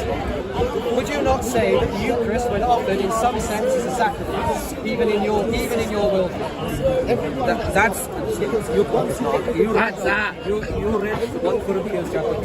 Yes. How can you profane something that isn't there? 1 Corinthians chapter 11, Jesus goes on. What do you mean St. Paul? St. Paul goes on to say, in the night Jesus was betrayed, he took the bread and wine. And then he went on to say, please do this in remembrance of me. Now, here is where, But how can you profane a symbol? if you want us to discuss, about real Christians, that would be a different topic. That would be a different topic. All that I'm saying, in relation to priests, you haven't presented the case, unfortunately, and that was the only topic of discussion today. Time for me to get grilled.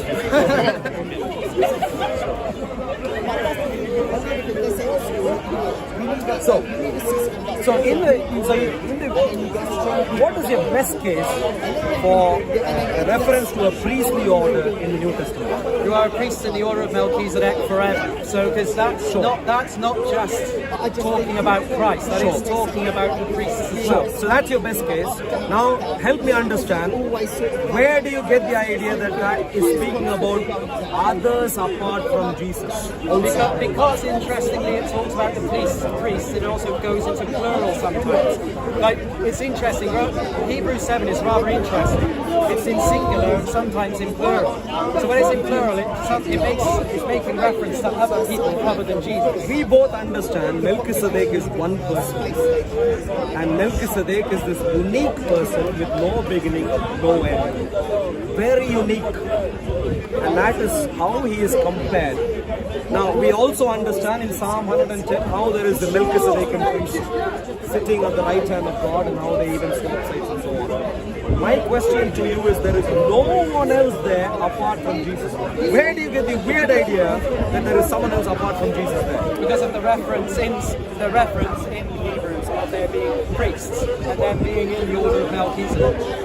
Because in the Old Testament, really the only pure references we get to priests of the tribe of Levi, not so much Melchizedek. Melchizedek is in Genesis, and then after that it's not really so it's interesting. So Melchizedek is a special priest. That is Jesus. In relation, you said Hebrews chapter 7, I see references to the Old Testament priests and Jesus, who is in the New Testament. I don't see any reference to some other people who are priests in the New Testament apart from Jesus as part of the Melchizedekan order. I don't see that there. I don't know where you find that here. It says, it's like, for example, in for on the one hand, there is an annulling of the former. I don't like this reading because of its weakness and unprofitability. Can you read it? Sorry, my dyslexia is kicking in. No, my dyslexia is kicking in. For the law made nothing perfect. On the other hand, there is the bringing in of a better hope, through which we draw near to God. And inasmuch as he was not made priest without an oath, for they have become priests without an oath, but he with an oath by him who said to him, The Lord is sown, and so I completely understand. Jesus was sown in. Where do you see anyone else? Is my question. It's a reference to the other priests here, the priests without nose. He's comparing. In Hebrews, they are comparing Jesus with the Old Testament priests, and the entire point they are making is only Jesus here. So 3 minute. 3 minute clip. You go. Do you want to go first? 3, 2, 1. Oh, you don't have to use all 3 minutes. Sorry. Just saying, you don't have All right. Dear friends, there have been plenty of issues because of Roman Catholicism.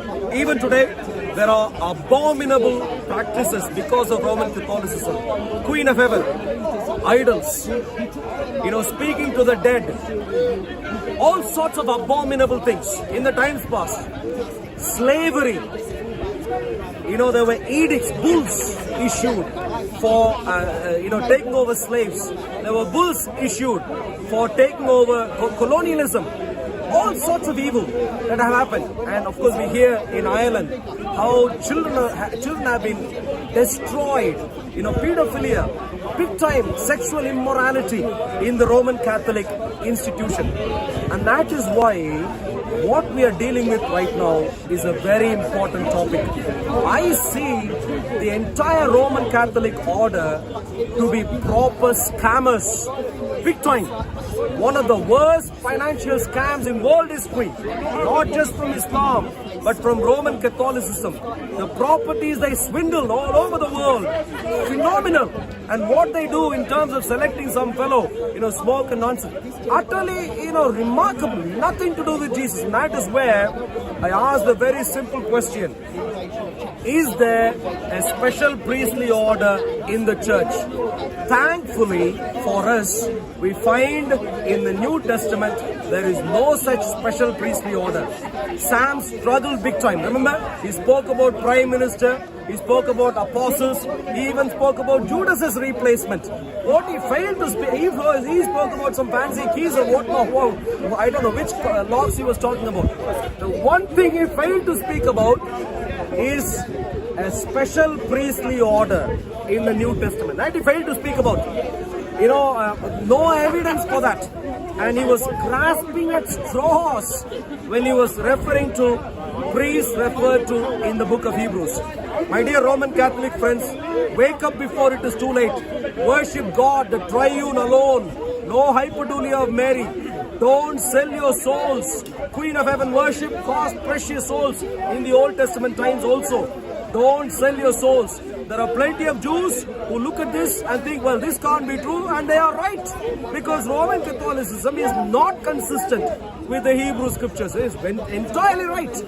And so, if you want to understand, Quran is inconsistent with the Old Testament, and therefore we reject the Quran. And New Testament, and therefore we reject the Quran. So is Roman Catholicism. A big time scam. Get away. It's a criminal mafia network. Stay away from it. Come to Jesus. Surrender your lives before the triune God. No hyperdulia, Queen of Mary business. Thank you very much. Say when? Yes.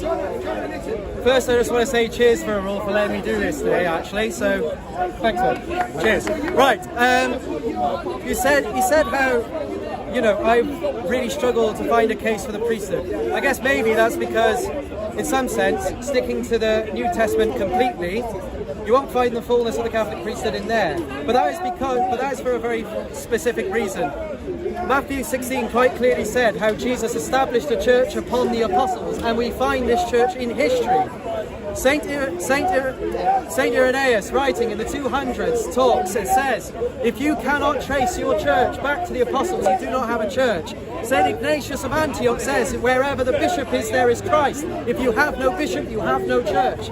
And also you have people like Saint Athanasius saying, those who read the scriptures to their own visions have their own condemnation. those who read the scriptures without the testament of the church are heretics. Now, we got to look at history as well.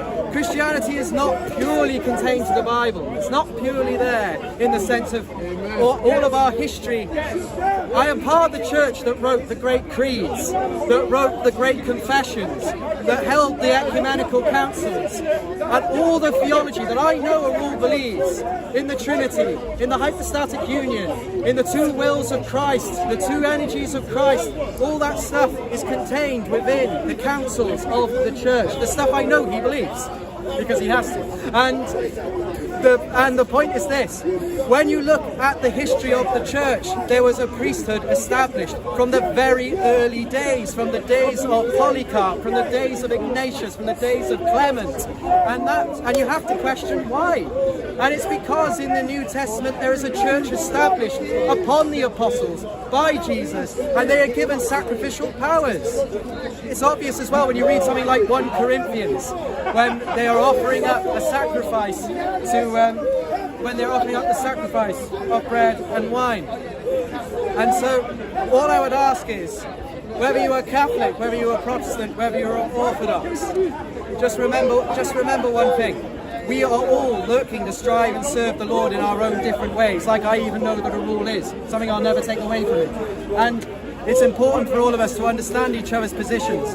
I just hope today at least he doesn't look at me as part of some mafia and actually part of some church. That was my conclusion. I don't know what is changing. So hopefully, I hope one day I can change his mind. Not really. Thanks for all. Thank you, Sam. Lovely to see you. Very good to see you. Sam has been a friend. I've known him for a number of years now. Acquaintance. We disagree, and I'm going to still insist he didn't provide any evidence for the priestly order. I still love him, man. But we still. God's blessings. Thank you much, Sam. Hopefully we'll catch up more. So, dear friends, that's an important topic for everyone. Like I said earlier, the priestly order is a claim. Let me take a step back. For everyone who is watching, please note carefully, and maybe even for Bob who is somewhere here, I am dealing with life and death here. That is the only reason I am debating this topic. I'm dealing with life and death. Why do I say I'm dealing with life and death? God, triune of the Bible, requires worship only towards Him. Jews of the times past in the Old Testament messed up, and they paid a huge price. What did they do? They ended up worshipping a queen of heaven, as recorded in some of the prophets. Queen of heaven, Prophet Jeremiah. Abominable practices like speaking to the dead in the Old Testament times, which God had forbidden. There are only a few things for which there is capital punishment in the Torah, all of which are currently practiced in Roman Catholicism.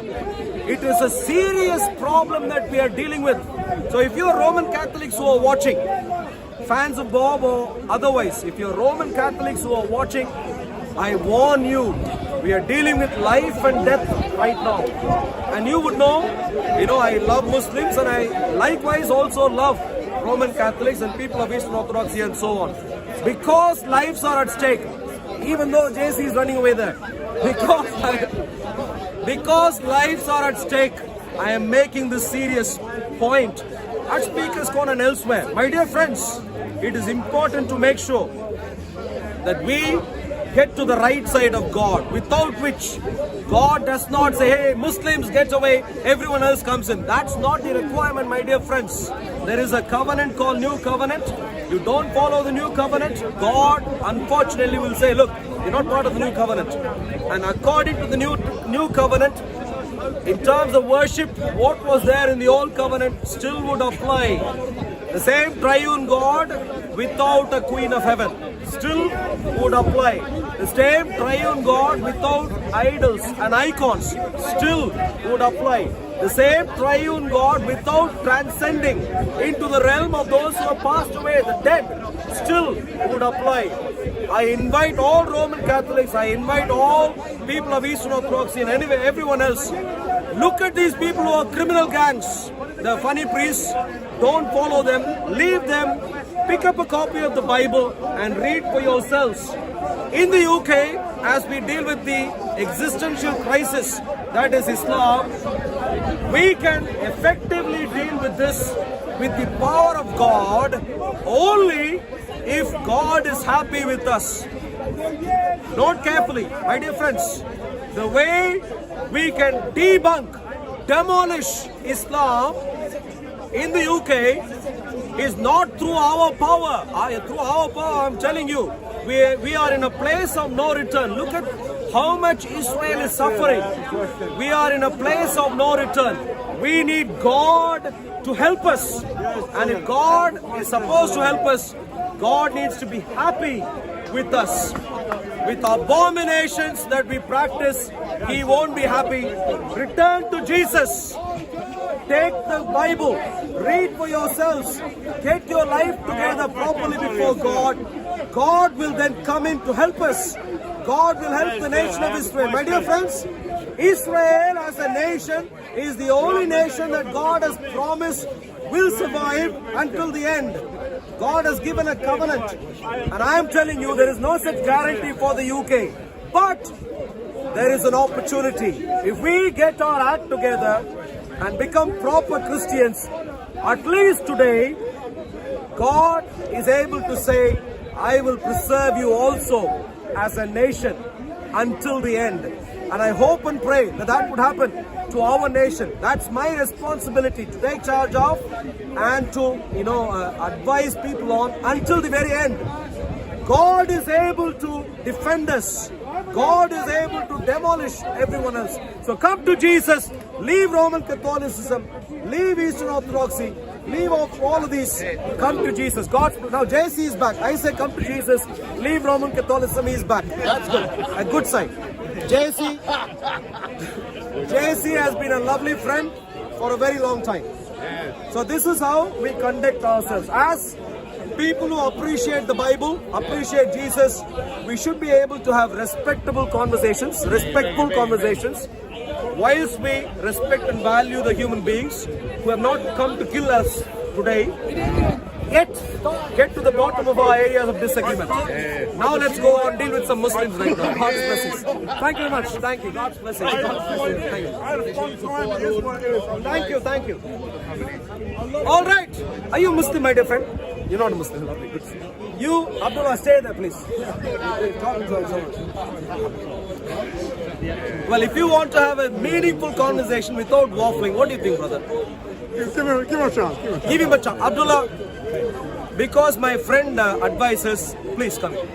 Let's have a meaningful conversation. But don't come too close to me. Just stay there. Don't come too close to me. So, you and I understand, you are a Muslim, but don't come too close. Just, I'm not too much trouble because you've been coming too close to me all the time. Now, you are a Muslim, I am a Christian. We both disagree on many things. But right now, let's get to the crux of it. Do we both agree that God of the Bible cannot be the Islamic Allah? Do we both agree on this? Sorry, brother. Walaikum salam wa rahmatullah. No. Come. Let's cover their faces. Look at them. The brave Muslims there, with hoodies on, with the masks on, just in case the hoodies show the faces a little bit. Look at the cowardice there on display. And they are come here and look at him. Especially this gentleman. I am 5'6". 5'6". Look at him. He is maybe 10 foot. Like a Goliath. And look at the cowardice in this place. This is what Islam has done to human beings. Can you see that? You are the master. Why do you feel doesn't seem like he has the AP. It seems like he is the Please help us.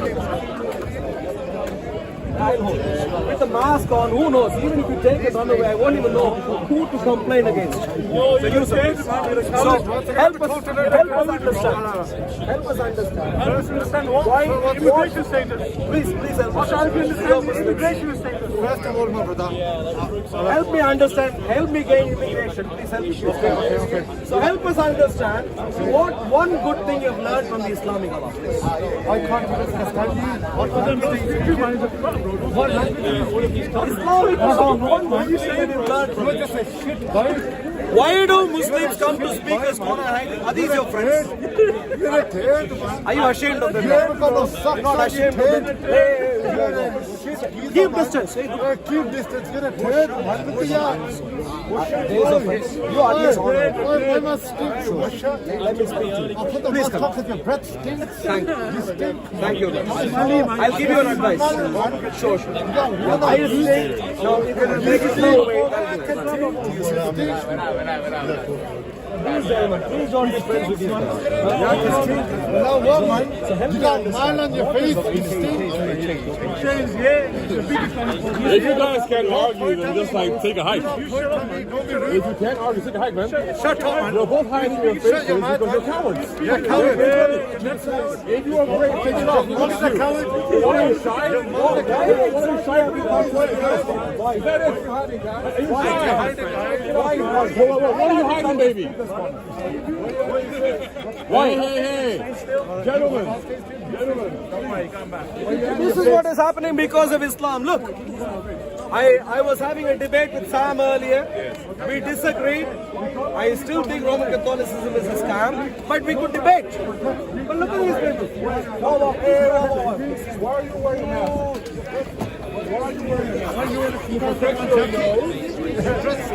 Why are you wearing a mask? You probably have coward. Don't say word. Your man's a coward. Okay, how about you guys go this way? But Muhammad's a coward. Sorry for a joke, boys. Yeah, I do. Come, let's take a walk. Yeah, we'll take a walk. Wait, how about we go and stand right here? How about we stand right here?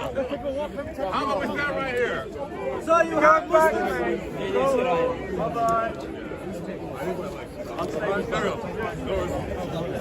So the problem, do you see, my friends? At Speaker's Corner, make your way to Speaker's Corner to do what? From Birmingham all the way to Speaker's Corner to do what? It works. So you so I respect you. At the least, don't why not? So help us understand. You see the problem we have. So do you see the problem we have in the UK? The problem we have in the UK, there are plenty of people like that. Can you imagine if this is happening at Speaker's Corner, which is watched by many cameras, watched by many people at the same time? Can you imagine what would happen to me if I walk through his street in Birmingham? Can you imagine? Can you imagine, my dear friends? Well, I don't even want to give them ideas. They may already have 99 ideas. I don't want to give them one more. I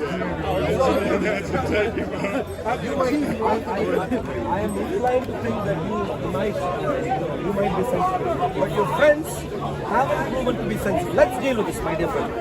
Islam is a religion of peace. If you are a Muslim, Islam is not a religion of peace. Are we both on the same page? Islam is a death cult. Islam is a murderous death cult. And that we saw even in those places which were hiding. Can you imagine? Because we have plenty of friends here. Why do you think Islam is so? You're a layman, but you're a Muslim layman. Do you think Islam is a religion of peace? Please help me understand.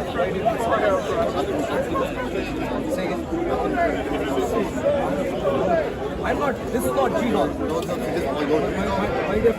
You see? So the gentleman calls me out. Why does he call me out? Why? He calls me out because I have been rude. Because I forced conversations. But the same gentleman would not call his friends out. While they have hidden their faces. I know, you were calling me out. Why didn't you call your friends out? Why did you not call your friends? Did your friends and you all three, did you not come together there? When I was together, did you not come here?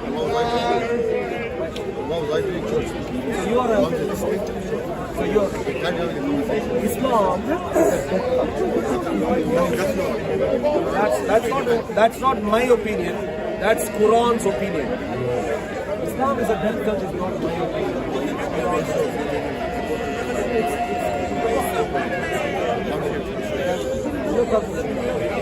Alright. My dear friends, if there is a Muslim who is able to look, if there is a Muslim who is able to step forward and give us a solution for jihad, it would be really useful.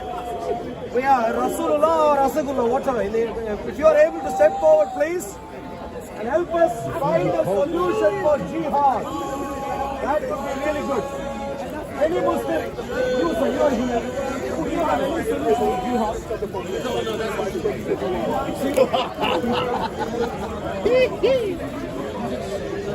Jihadist attacks. Why?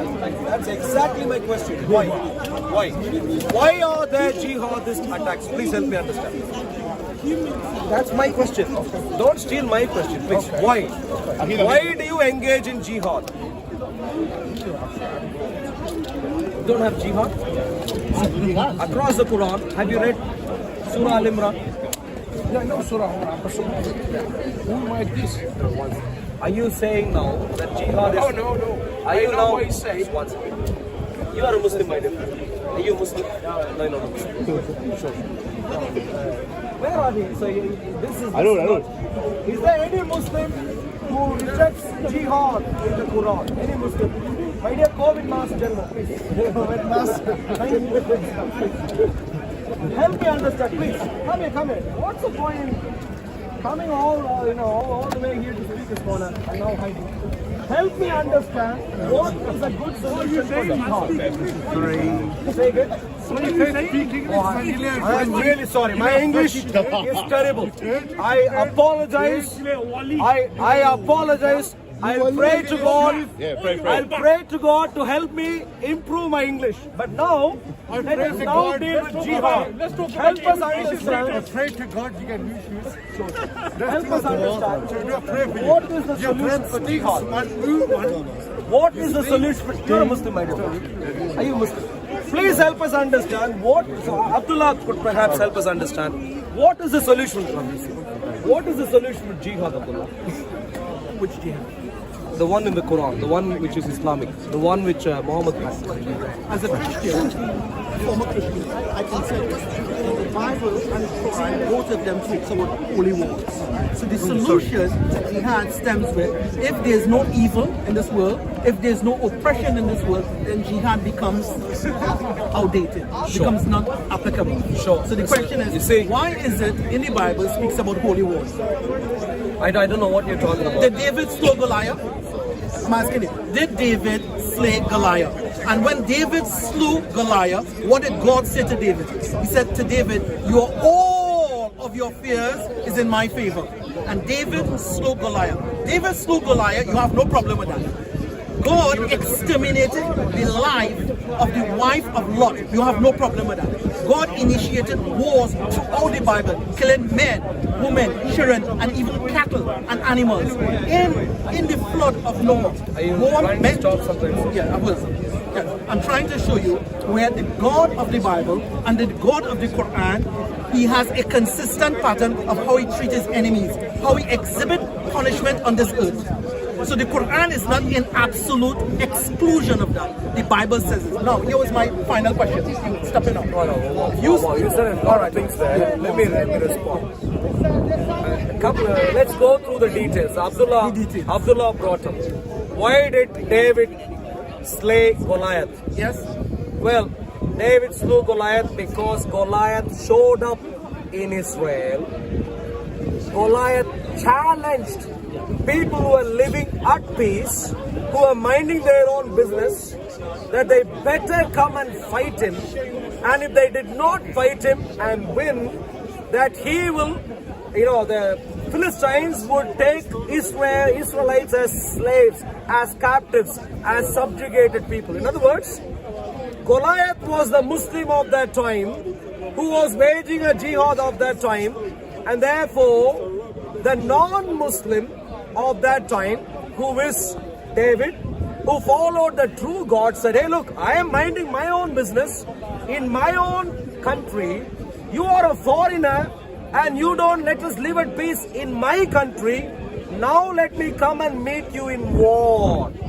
What David did was in broad daylight, he declared war because the enemy was in his land. And so he said, how dare the enemy has come here and slander the name of Jehovah. So he went to fight.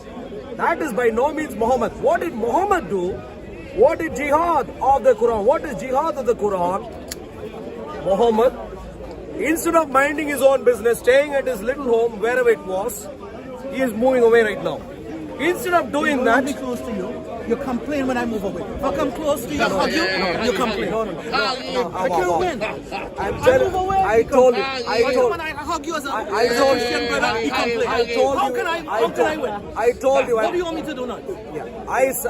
There is an alternative. Was it third? Don't come and touch me.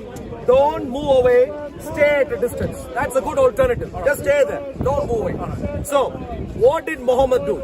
Instead of staying at his place, mind his own business, let others do their stuff, whatever they wanted to do, with their own properties, with their own lives. This troublemaker, what did he do? He went around causing trouble, taking over their properties, forcing under extreme physical duress the Jews and the Christians to convert and somehow give into the delusion of Muhammad and to take him as a prophet. For what reason? God knows. So David is no comparison to Muhammad. Muhammad is an evil fellow. Jihad is evil. Don't ever compare the self-defense. Once I finish. I challenge everyone, my dear friends, everyone who watches, every Muslim who is here, I challenge. I have read the Bible multiple times. God in the Bible is noble. You will not find God in the Bible. Go and destroy people because they disagreed with him on religion. Never once did. He asked me what happened to Lot and what other. Maybe I'll go to that later. God of the Bible never once went to destroy based on religious grounds. If he ever did, I will not follow him. He rather, in love, came to people, revealed himself and entered into covenants and made them follow him. In relation to other nations, he let them be who they were. In contrast, you have a death cult wanting to spread like wildfire, where the Islamic Allah never showed up to anyone, and therefore there is no reason for anyone to think he even exists. God knows who put together the Quran. God knows for what reason it was put together. But what we do know, you really need to pray. As clearly, of course, you need plenty of help to defend this nonsense. What you find in the Quran as jihad is extreme wickedness, where Muslims are commanded to go around the world to take over, subjugate, kill. Surah 8, Surah 9, Surah 2, Surah 57, Surah 59, Surah 33, Surah and a few of Surah 47, Surah 48. Evil. Well, the whole Quran, as a matter of fact, apart from the few incomprehensible Alif Lam Mim, most of the rest of the contents of the Quran are evil. So now I'd like to come back to you. What is the solution for jihad? That is the question I'd asked. If we're going to have a conversation, which you invited, I'd like to ask you, I would like to have this conversation on the two concepts. Number one, no insult to my Prophet Muhammad or any other prophet. That's number one.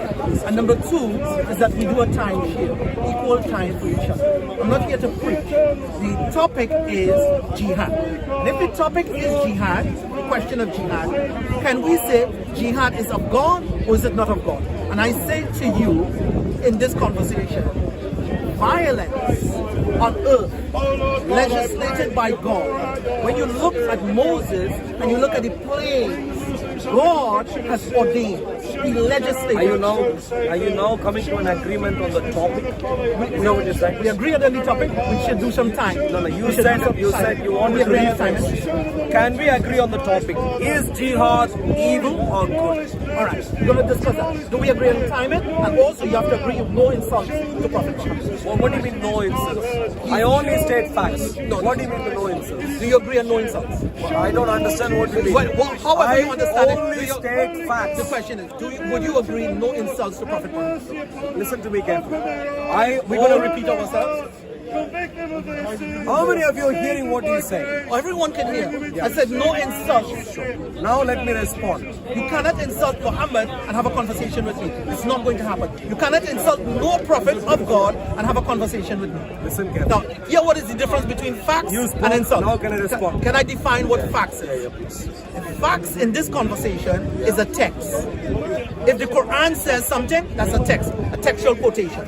If the Bible says something, that's a textual quotation. If the Hadith says something, that's a textual quotation. Now, if you take that text and you convert that into a hate speech, I will not be sitting here to accommodate you in hate speech insulting Prophet Muhammad or any other prophet. We agree on the topic, we agree on a time, 2 minutes to you, 2 minutes to me. 1 minute for you, 1 minute for me, and no insults.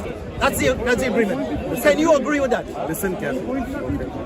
Abdullah, you are a human being. You are stood in front of me. You are a human being. You are stood in front of me. Unfortunately for you, we are dealing with a very serious topic. Look at these fellows. Can you see these fellows? Trying to provoke them. Oh, I am trying to provoke them. You are trying to provoke them. Did I make them wear the mask? You are trying to provoke them. You're here to provoke them. You're here to Did I put provoke. a hoodie on? You are here to provoke. Did I drop him with a hoodie? Incite religious hatred and speakers corner. You are here Did I put the hoodie on? You are here to incite religious hatred. Look at the in Speaker's Corner. gaslighting involved here. You are here to Look at incite the religious gaslighting. hatred in Speaker's Corner. Oh, I am You here. are here to incite religious hatred in Speaker's Corner. Listen You're carefully. using religion to promote hatred. Listen I'm carefully. saying to you, if you want to have a Listen conversation carefully. about jihad, let's agree on the time. No insults to Prophet Muhammad, and we have equal time to share. Let me tell you something very important. The topic we can agree on. Jihad, is it evil or good? Good topic. We both agree on this. Now, in relation to Muhammad and your idea of insult, I don't know where you're coming from. I could not agree to some arbitrary, deviant idea. It's deviant. All that I can say, I will represent facts as best as I see to be In the appropriate. language of hatred. Yeah, In I the don't language hate of it. insult. I completely understand. In the language of I don't hate hatred anyone. And in Don't the language gaslight. of insult. I don't hate anyone. Do you know why many people in Speaker's Corner Are don't you- want to speak with you? Do you know why many people I know. Muslims in Speaker's Corner don't want to speak with you? I The know. only person Because you they are target is utterly newcomers. clueless. You target newcomers to Speaker's Corner because they don't know you. Listen. Sorry? What? What you doing? So you have Abdullah show up at Speaker's Corner, and instead of starting a debate, he is ranting on and he's saying I address only newcomers. He's not a newcomer. He could start the debate any moment. I am happy to start the debate right now if he wants. The topic is simple, and this is Speaker's Corner. I have a question. You put on with the. If I have a question. Put Choose up with someone from the Christians to moderate the conversation. There's no- And the agreement is no hate speech. There is no Now, one who hate hates. speech There is is- defined. Hate speech is defined in this context. If you quote a text, that's acceptable. You quote the Bible, you quote the Quran, you quote history, you quote a hadith, that's fine. Now, if you take that and interpret that and put that in hate speech to provoke and advocate, Yeah, what then is a hate what we speech? say- The man is give an example of hate speech. No, I don't need to say. He's wasting his time. But let me ask you a question. You be the moderator. You be the moderator. Come on, let's have a moderator here. You be You want to be the moderator? You're speaking. You want to be the moderator? Right, now, I have one thing I want to say.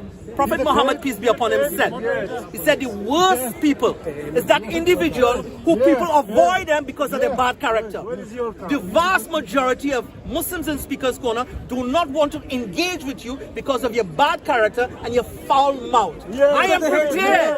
I am prepared. Foul mouth. Hate speech. That's not hate speech. Religious Foul hatred mouth. at Speaker's Corner. I am prepared. Why do we come to Speaker's I am Corner? prepared. We debate. Instead of debating, he has spent all his time so far defending some fellow who is clearly indefensible, now attacking me. So you and I know the topic, my dear friend. Stay focused. There is no agreement on anything else. Who wants to do the timing? Is jihad evil or good? I embrace the topic. Who wants to do the timing? Get a Christian to do the timing. Is I jihad prefer, good or I'm bad? asking, let a Christian do the timing. Can you get it better than that? Do you want to do the timing, sir? Yes. Right. So, first of all, we're going with 1 minute to 2 minutes. A minute and a half is enough. 2 minutes each. 2 minutes each. He has nothing to say, so minutes Okay, is that's enough fine. for him. Okay, that's fine. For me, I have plenty of things to say. Please. Right, go on. So you start. So you're going to the Two case. Do we both understand? Everyone understands the topic. I don't understand you, Is Mafratan. jihad good or bad? I'm assuming I don't understand you. that he won't end up being confused. He will argue to say Don't somehow confuse me. the jihad is good. I'm assuming that's what he'll do. All right, we're ready. No, one second. I'm sorry. Let's do a stopwatch. Do you know what stuff I said, brother? Let's do timers. Yeah. 2 minutes each. Yeah, 2 minutes. Yeah. Okay. Yep. Ready? Go. Let's go. Yeah. A'udhu billahi minash shaitanir rajim. Go for it. No, you go. Oh, okay. You want me to put? That's fine. Good. So, is jihad bad or good? So let us define what jihad is. The jihad in which the gentleman here is referring to is an act of war. Now, according to the Bible and according to the Quran, God has a history of legislating holy wars. A Christian cannot tell me that he's honest and he's consistent and he doesn't like jihad, but the same jihad is mentioned in his scriptures. That's a contradiction, and it proves he's insincere, deceitful, and lying. Now, if we look at God now, God sent to Moses laws of punishment, a life for a life. God sent to Moses punishment, capital punishment. God, in both the Quran and the Bible, legislated capital punishment of men, women, children, cattle, even cattle. So according to the scriptures, according to the Torah and old scriptures, you can even take the life of the cattle if the cattle was to commit a crime or an offense. So God has always killed. Now, if we look at David and Goliath, David slew Goliath because Goliath was a tyrant. So God have always used violence. God is the one who created volcanoes. God is the one who created lava, hurricane, storm. Now, if you look at Moses, when the children of Israel were disobedient to God, what did God send to them? He sent upon them plagues, punishing them. The firstborn of every living thing, their life was taken in the same Bible. So do not tell me jihad is wrong in context against tyranny, sin, and disobedience against God, but in your very scriptures, God initiated, He legislated a history of holy wars.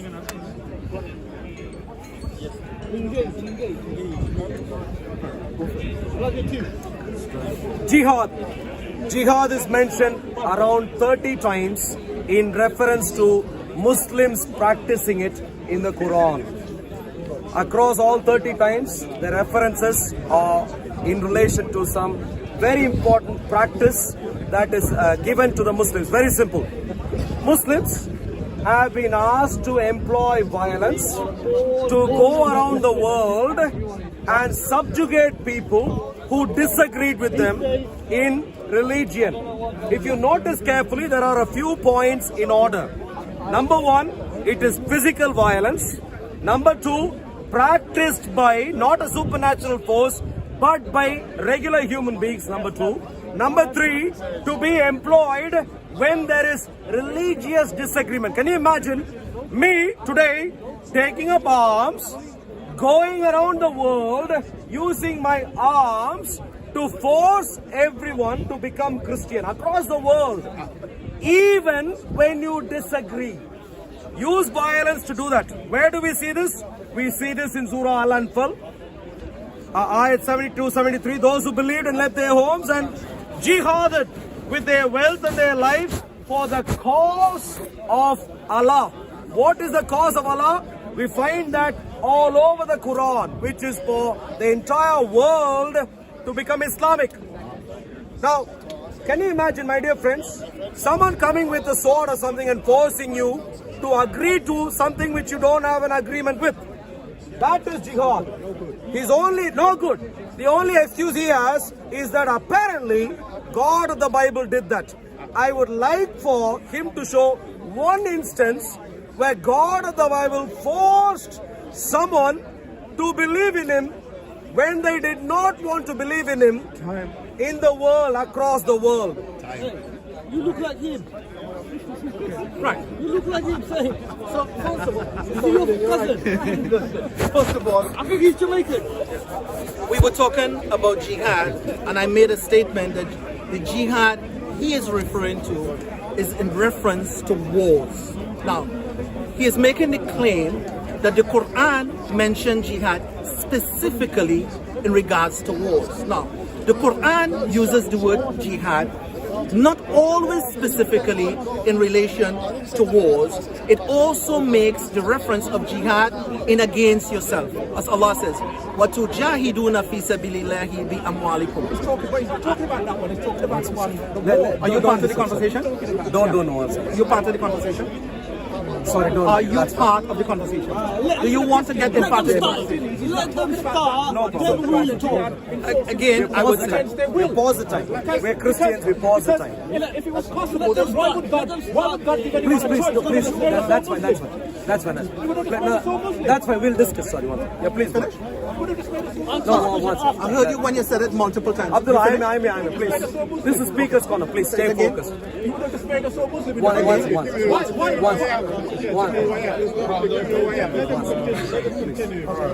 Pause the time.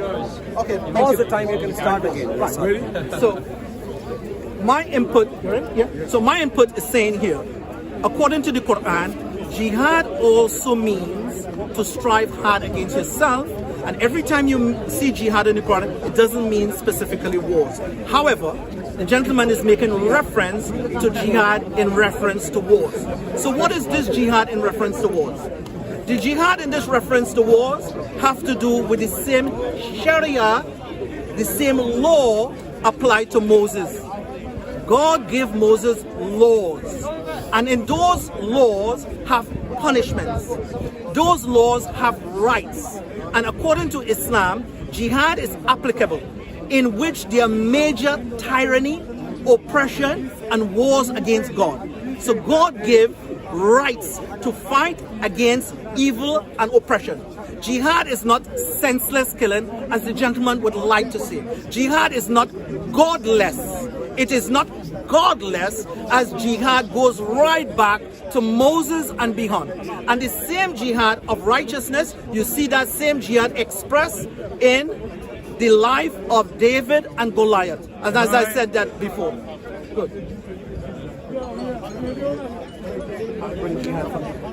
The typical gaslighting Muslim who follows a typical gaslighting Islam does the typical gaslighting act at Speaker's Corner. He wants to whitewash everything. He uses the term war. Think about Manchester Arena bombings. He would like to call them war. Think about the Jewish people who are being still stabbed across our nation, in the streets of our nation. He wants to call that a war. Can you imagine the level of nonsense going on here? My dear friend, he is trying to justify jihad by going back to Moses. My dear friends, one good important point. Find one example where God of the Bible gave an instruction to Moses and said, hey, look, go convert everyone outside of Israel to come and worship me, and if they refuse to go, kill. Find one instance. Somehow he is hiding behind a whitewashed story, nonsense, by hanging on to precious Moses, marvelous Moses. Moses is not Muhammad, my dear friends. Speak about what Muhammad taught. What is jihad according to the Quran? It wasn't a law, it was an expansionary tactic that was given to people who did not agree to it. Jihad was instructed to be practiced by Muslims, violence to be employed going across the world to take over the world for Islam. Did Moses do this? No. Did Moses go around the world to take over the world for Judaism? What is the level of brain damage am I dealing with here? This guy is a typical gaslighter. Jihad of Islam is on religious grounds, physical violence against people who refuse to take up Islam. Admit to it that it is straightforward evil. This is a lie. This is a lie. You know why? Thank you. I'm not interested. No, because you have to prove it. Thank you. You have to prove it. I'm not. Prove it. If you are saying to me, prove it. Please. If you want a separate debate, there's plenty of space there. Please, thanks. We can move on. Thank you. Lies.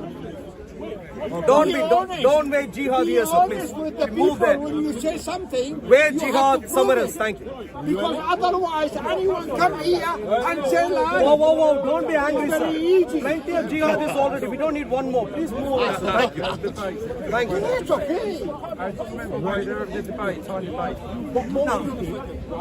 When we debating, we having these conversations. We have these conversations to give God the glory and to put truth forward. Now, this gentleman made a claim saying that I was in support of some jihad against Jews. I'm implying that. I never said that, and that's wrong. We were talking about textual concepts of jihad. Textual means the Bible concept of holy wars and the Quran concept of holy wars. We made no references to contemporary issues, and any kind of wrongdoings done in the name of jihad, I reject that and I disconnect myself from that. But he's trying to apply that to me, which I did not do. And that's unfair, that's untrue, that's unjust, that's evil. Now, I'm only here to say what God says. When God is the one who punished the wife of Lot by killing her, what crime did the wife of Lot did? God exterminated her life. That's violence. Again, if you can see in the flood of Noah, God punished men, women, children, and cattle. God did that, not me. If you look again into the Bible, you will see God sent punishment in the plagues of Pharaoh. He sent 9 plagues to Pharaoh, severe punishment. So much so that diseases befell them, men, women, and children. God initiated that. So my argument to the conversation is textual, has nothing to do with contemporary issues, have nothing to do with anybody who doing jihad in the name of Islam in a wrong way. I reject that. And to attribute that to me is wrong and is lies. Now, I am simply saying, from a biblical point of view and from a Quran point of view, God has initiated violence and punishment against sinners, disbelievers, and anybody who war against God. They were again, the only excuse that Abdullah has given. Let's get back to the topic. Is jihad good or evil? I haven't got an answer from him yet.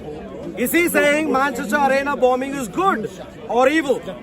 Because Manchester Arena bombing happened according to Surah At-Tawbah and Surah Al-Anfal and Surah Al-Baqarah and Surah Muhammad and all sorts of other surahs across the Quran. For instance, Surah At-Tawbah, ayahs 38, 39 and 41. 41 says, go forth, light armed or heavy armed, and strive with your wealth, jihad with your wealth. So it is clearly talking about getting up arms and going and fighting. And some people who were sensible, unlike Abdullah, were upset. They said, why should we fight? So 38, 39 ayats. O ye who believe, Muslims, what aileth you, that when it is said to you, go forth in the way of Allah. Remember, see here carefully, Allah is provoking some Muslims to go somewhere and fight. No one fought against him, they were living happily, but he is provoking them to take up arms to go fight somewhere. So some sensible people clearly were unhappy. About them, Allah complains, take ye pleasure in the world rather than in the hereafter. Listen carefully. He is accusing them that they were comfortable with this world, meaning no one was coming to attack them.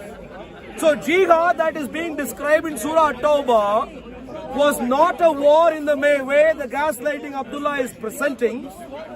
I don't know why he is lying. Well, I do know it's taqiyya in Islam. But what I'd like to find out is, does he agree that this jihad, which was there in the Quran, which is still practiced across the streets of our nation, he is willing to say, as practiced in the Quran, is evil. In contrast, when it comes to the Bible, show one place where God of the Bible asked anyone, including Moses or anyone else, to go around, kill, force someone to take up Judaism or Christianity for that matter, both. And if you don't kill them, find one place, he will struggle, sweat and run away. Also, if I go and kill a how many virgins will I have? So once. Tell him, ask about the virgins. Sure. It's a time debate, please. Sorry, please. Once. Time debate. He's already failing. Please don't make him look. Please don't make him look successful. He's already failing, please. Thank you. 2 minutes. Tell us about the virgins, please. Okay, so you raised some issues concerning verses of the Quran. Now, that's beautiful, that's quite nice, I like that. But what happens when these verses are mentioned, every verse, whether it's mentioned in the Bible or mentioned in the Quran, there's rules of interpretation and there's contextualization to it. No Muslim in Speaker's Corner, or no Muslim I have ever met, deny jihad. We do not deny it. We accept it. There's no country in this world denies the right to fight or the right to have laws or the right to have an army. We do not deny jihad. What we do, we define it correctly, we contextualize it as the best and the only means and option towards justice. Jihad is to push away injustice and tyranny when all other processes has failed. So we don't deny it. And however, when it comes to the Quran now, and somebody quoting Quran to explain jihad, it has a lot to do with context. And it also have a lot to do with, there's a time in which Prophet Muhammad, peace be upon him, never fought. He was persecuted, he never fought. And God gave him permission to fight. No Muslim denies it. Saying we deny it or saying there is jihad in Islam. Yes, every Muslim agree jihad is in Islam. Like the whole world agree, every country in this world have an army. And they have laws. Islam is a complete way of life. It has an army, it have laws. It have conditions, it have context to everything. So we don't deny it. Trying to prove it exists, yes. Now, what is the purpose of jihad? I am a Muslim. I was a Christian. And I never become a Muslim because somebody fight me war.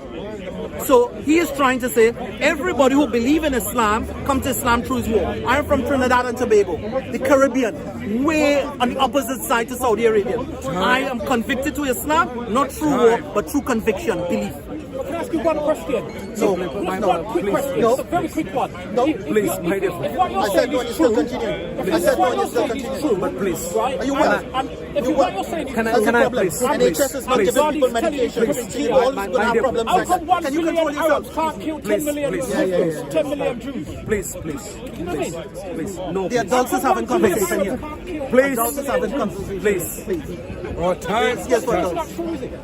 So Abdullah, gaslighting Abdullah tells me jihad is a war waged in self-defense. And he says somehow understanding context will help me understand that. I'll give you context, my dear friends. Muhammad of the 7th century was the Osama bin Laden of today.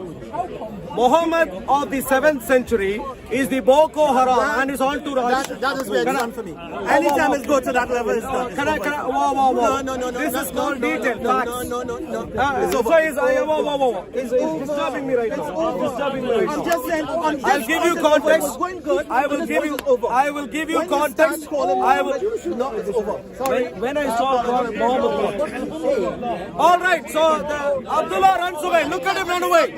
Look at him run away because he cannot defend Muhammad. Do you know why I run? Muhammad is evil and he can't defend Muhammad. Muhammad runs away. Now, when you say that, Running away that's why is the only solution. Could I finish my 2 minutes? that's why I don't want to have conversation. Could I finish my 2 minutes? Not with me. You started. Could I finish my 2 You minutes? said Muhammad. Could I finish my 2 and we minutes? agree not to You're insult.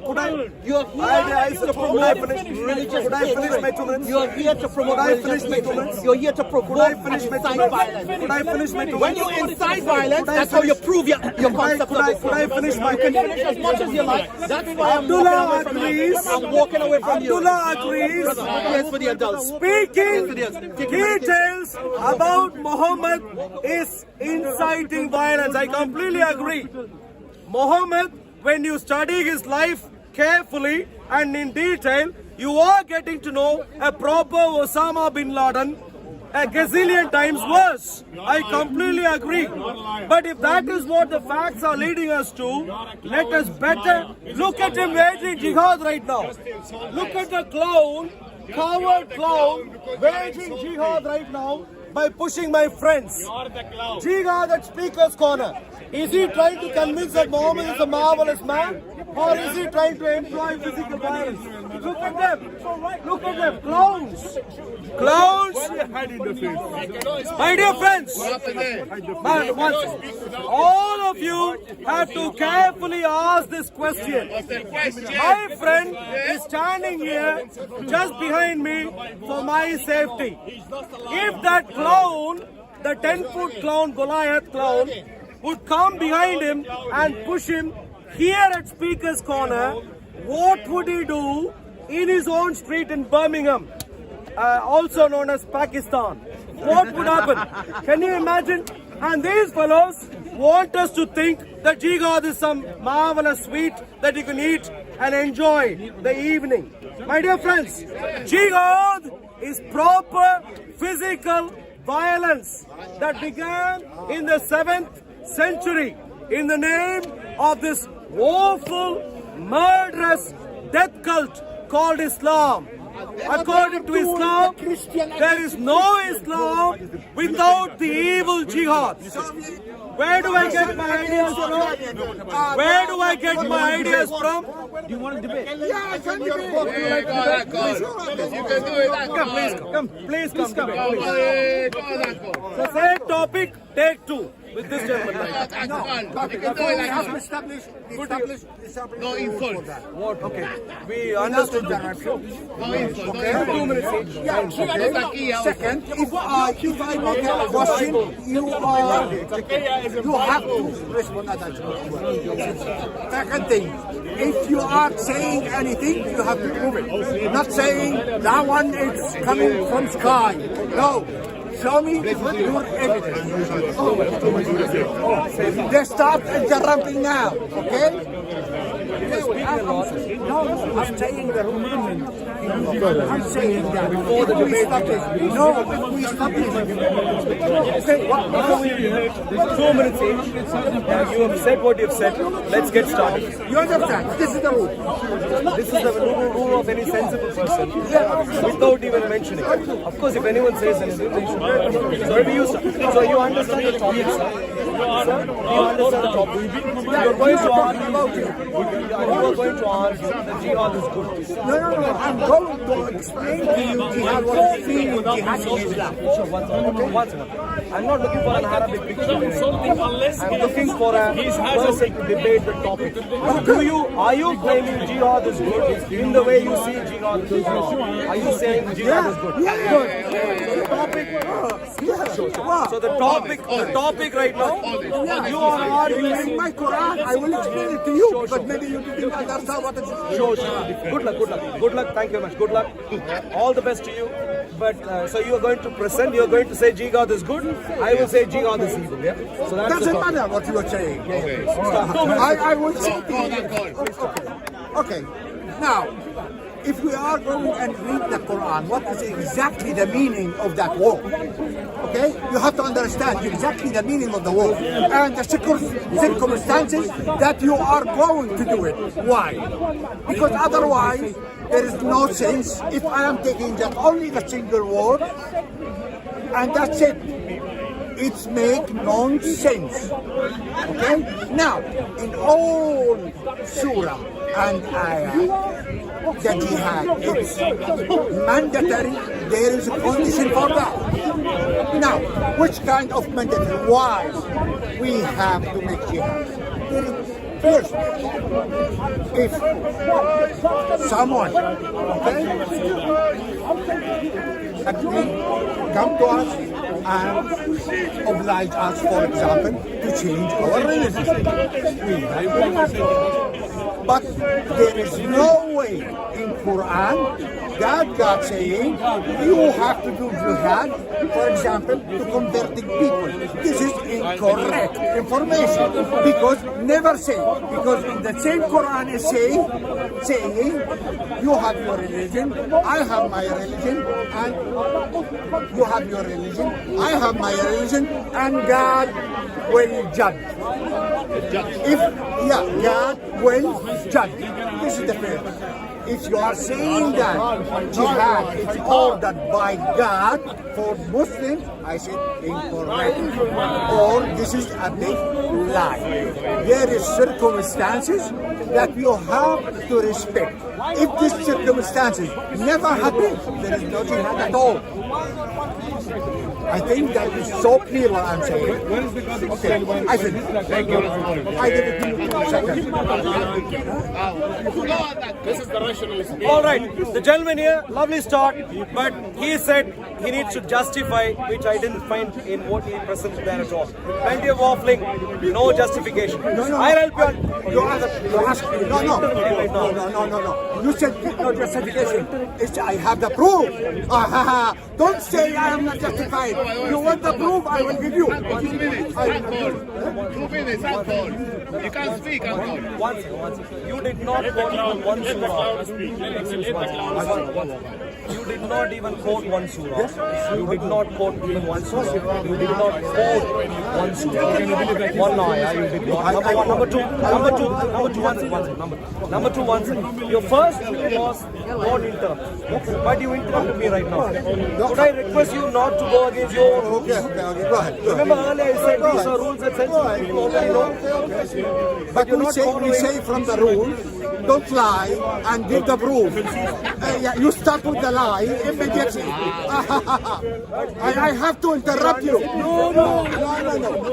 If you are starting with the lie, I'm not stupid, man. Okay? 2 minutes. Okay, but we say the rules, don't lie. No taquilla. He is using taquilla.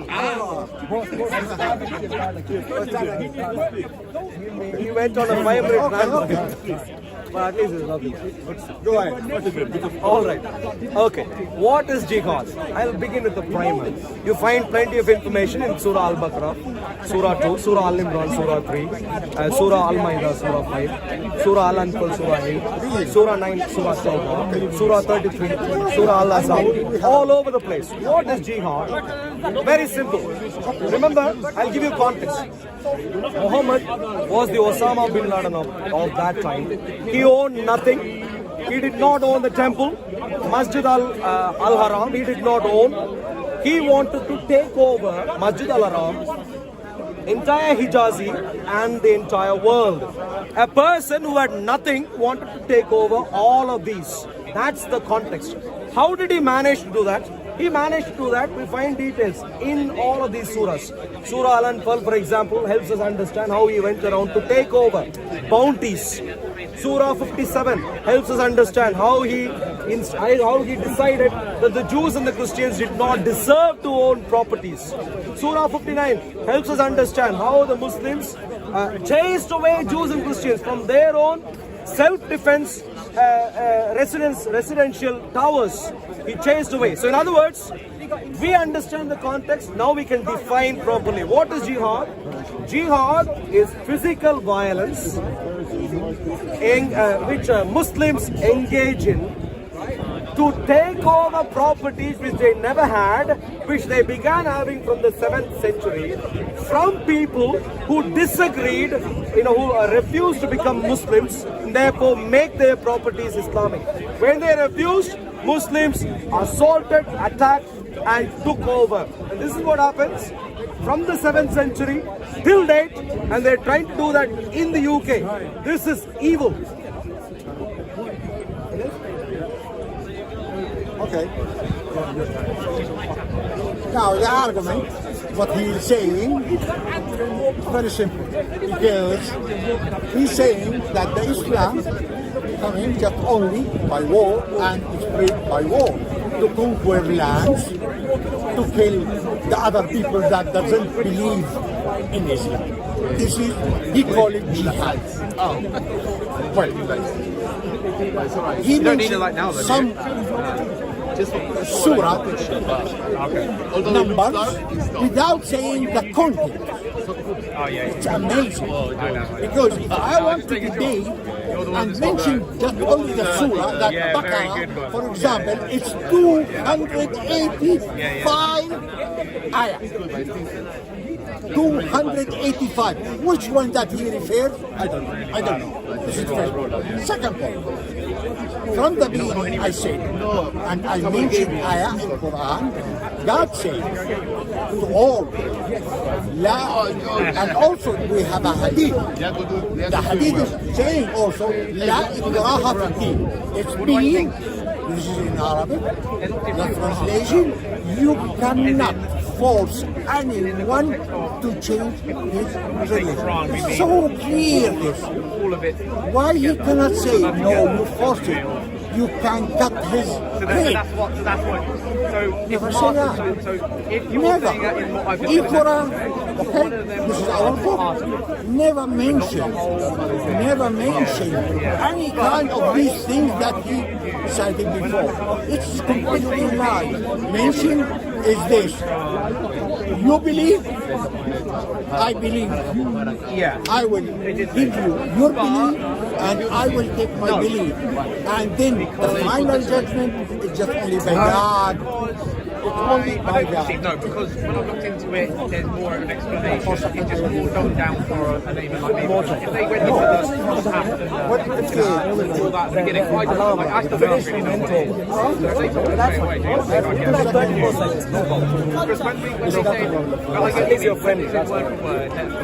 I'll tell you the story as to what happened. Muhammad did not own Masjid al-Haram. He did not own it. Neither did his entourage. They did not own it.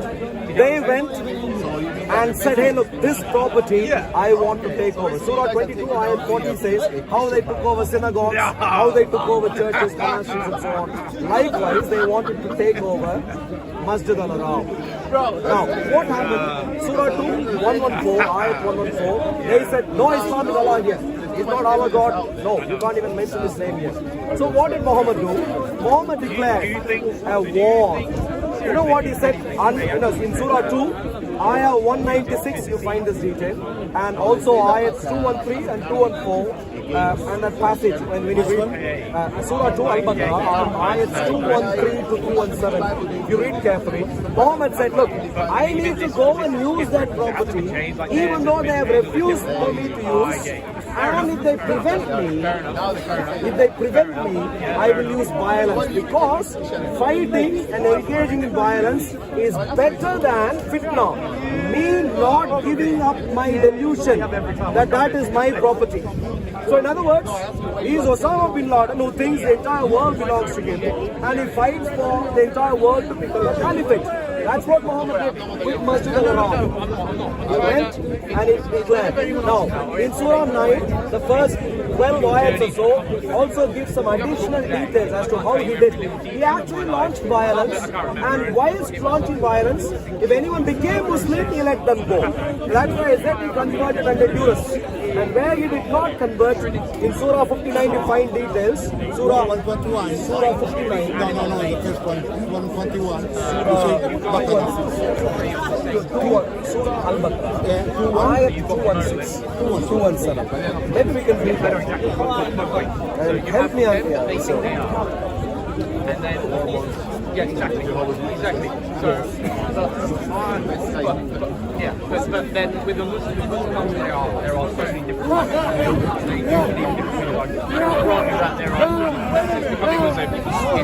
Ayat 216, 217. 216, 217. Earlier I said 213, 216, 217.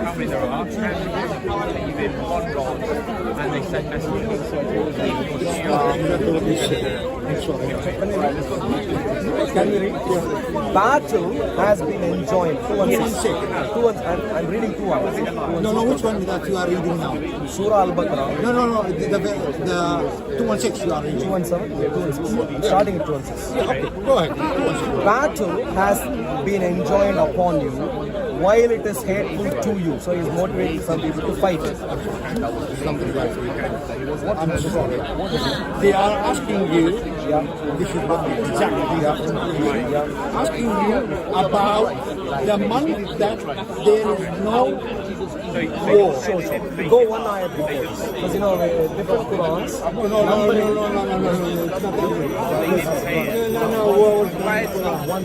No. This is the Quran. And Quran that here, just only bring it. If you are saying Baqarah, Ayah 216, this is Ayah 216. I don't know which one. Let's not argue about this right now. Let's focus on the content. So you've gone one ayat before that. Yeah, one ayat before that. Yeah, 215. Yeah, take 215, which is 216 in my Quran. But I don't want to argue about that difference right now. 215. Let's read. Battle has been enjoined upon you while it is hateful to you. You don't like to fight, but you are supposed to fight. But perhaps you hate the thing and it is good for you. So Islamic Allah is convincing them and saying, look, it is good to fight, even though you don't like to fight. And perhaps you love a thing that it is bad for you. And Allah knows while you know not. Yeah? So now he's trying to convince people to fight when some of them clearly did not want to fight. And we find more information in the next ayat. They ask you about the sacred month. About fighting. Now, to fight is fixed. The only question is when. And so they are asking, could we fight during the sacred month? And so you, about fighting therein. And the response comes, saying, fighting therein is great sin. You know, fighting is terrible. Yeah, fighting during that time is terrible. But, averting from the way of Allah, preventing us from the way of Allah and disbelief, fitna, in Him, in Allah, and Al-Masjid Al-Haram. Do you see that? So they are preventing you from accessing Masjid Al-Haram. Because they are preventing, even though fighting otherwise is terrible, they are forcing fitna upon you and access to Masjid Al-Haram that you are entitled to in your delusion. So you can fight. So he goes on. Al-Masjid Al-Haram and the expulsion of its people therefrom are greater in the sight of Allah, and fitna is greater than killing. You see that? So he is saying, instead of disbelief, we will kill. No! Fitna is greater than killing. No. In Arabic, Listen here. Here, okay? I'm following you exactly. ولا يزالون يقاتلونك حتى يردونك عن دينك. This is what mean. They are permanently, okay, and continuously trying to divert you from your religion. If they can. Before. I'm talking about before. No, you talk about the fitna. It's okay. This is the after the fitna. I want to compare fitna with killing. عند الله والفتنة أكبر من القتل. Yeah, what does it say? This is mean. The fitna is greater than? It's greater than killing. What does that mean? What does that mean in this context? What does it mean? What this mean? Yep. This is normal because with the fitna, it means that you spread lies for all the people. Saying. Here. This is in general. No, I'm asking about the specific. No, what's specific here? I'll tell you what the specific عند الله والفتنة أكبر من القتل ولا يوجد. This is a specific. Please. No, friend, you don't teach me my language. I'm not teaching you. No, you are teaching my language. It's written here. If your translation is proper, it's your problem, it's not my problem. Please finish and I'll clarify. Yeah. This is what it's saying. There is no specific. Here, God is talking about, okay, about jihad and he's saying, they will fight you, okay? They will fight you until they divert you from your religion, if they can. And who? No, just and who will change from you your religion? Yeah. Let him die, and he is a kafir. Yeah. Sorry, there's a fight. فيموت وهو كافر. Let him die with his sins. Let's focus. It's very, very simple, very clear. فأولئك حبطت أعمالهم في الدنيا والآخرة وأولئك أصحاب النار هم فيها خالدون. Let's focus. Okay. So you are Muhammad and entourage. Yeah. Muhammad and his team. I'm me. You're Muhammad and his team. Okay. There is Masjid al-Haram. Okay. The custodians of Masjid al-Haram are saying, Muslims, you can't come and use Masjid al-Haram for Islam, you can't. Surah, you can't. No, there is no fight in Masjid al-Haram. Oh, what you cannot. There is no fight in Masjid al-Haram. What's your fight? point? Excuse me. What is your point? Yeah, no, there is no fight in Masjid al-Haram. No, sure, you are saying something different. No, but you are saying Muslim cannot. Can I speak? No, it's okay, but Make your point. okay. But when you give me a proof, I have to check it if that's okay. Surah 216 in your Quran, they ask you about sacred month. Okay. About fighting therein. Say, fighting therein is great sin. But averting from the way of Allah and disbelief in Him and Al-Masjid Al-Haram. You see that? So, preventing from Al-Masjid Al-Haram, what does that mean? What does it mean? This is what it means. Okay? It means that there is no fight inside the Masjid al-Haram. So we're talking about some fighting. No.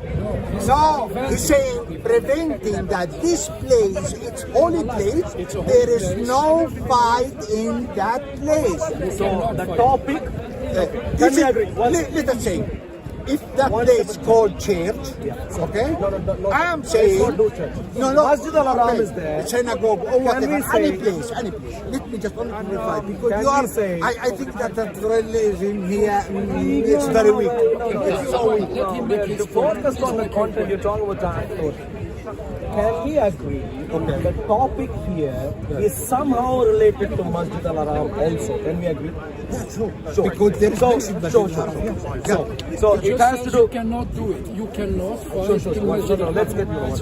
So the topic has something to do with Masjid Al-Haram also. Okay. But can we also agree the topic has something to do with fighting also? Yeah. The topic has something to do with fighting also. So in relation to fighting, some people have asked Muhammad or Allah the question: can we fight during some time, the sacred month, for which you are receiving an answer? He's coming along, downloading an answer from Muhammad. What is the answer? Fighting therein is a great sin. It's not ordinarily, it is bad to fight. But averting, preventing from the way of Allah. What is the preventing being referred to here? The preventing. You're being prevented from the way of Allah. What is the way of Allah? That you would go to Masjid Al-Haram to do your Islamic worship at Masjid Al-Haram. You're supposed to go and do it, but they are preventing you from doing it. So the averting from the way of Allah, of course, as per the Muslims at that time, if you don't go to Masjid Al-Haram and praise the Islamic Allah, that is fitna already. And so he goes on, averting from the way of Allah and disbelief in Him. How are they forcing disbelief? They can't go. They can't go. Stop the time.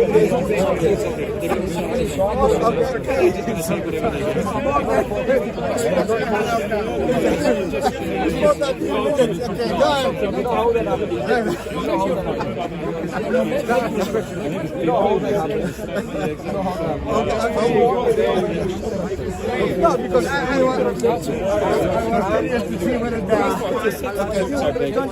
No, okay, go ahead. Finish your point. Finish your point.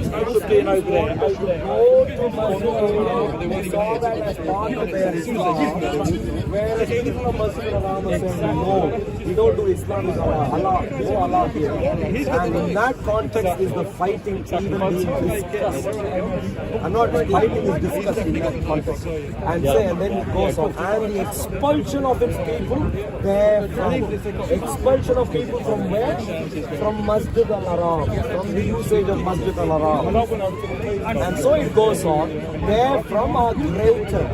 Ordinarily fighting would be bad, but now we are dealing with a greater problem, which is that we are unable to use Masjid Al-Haram to say Allahu Akbar. Because we can't do it's fitna, and that is the greater problem, and because of that we can fight, and that is why it goes on to say fitna is greater problem than killing. No, here is the problem.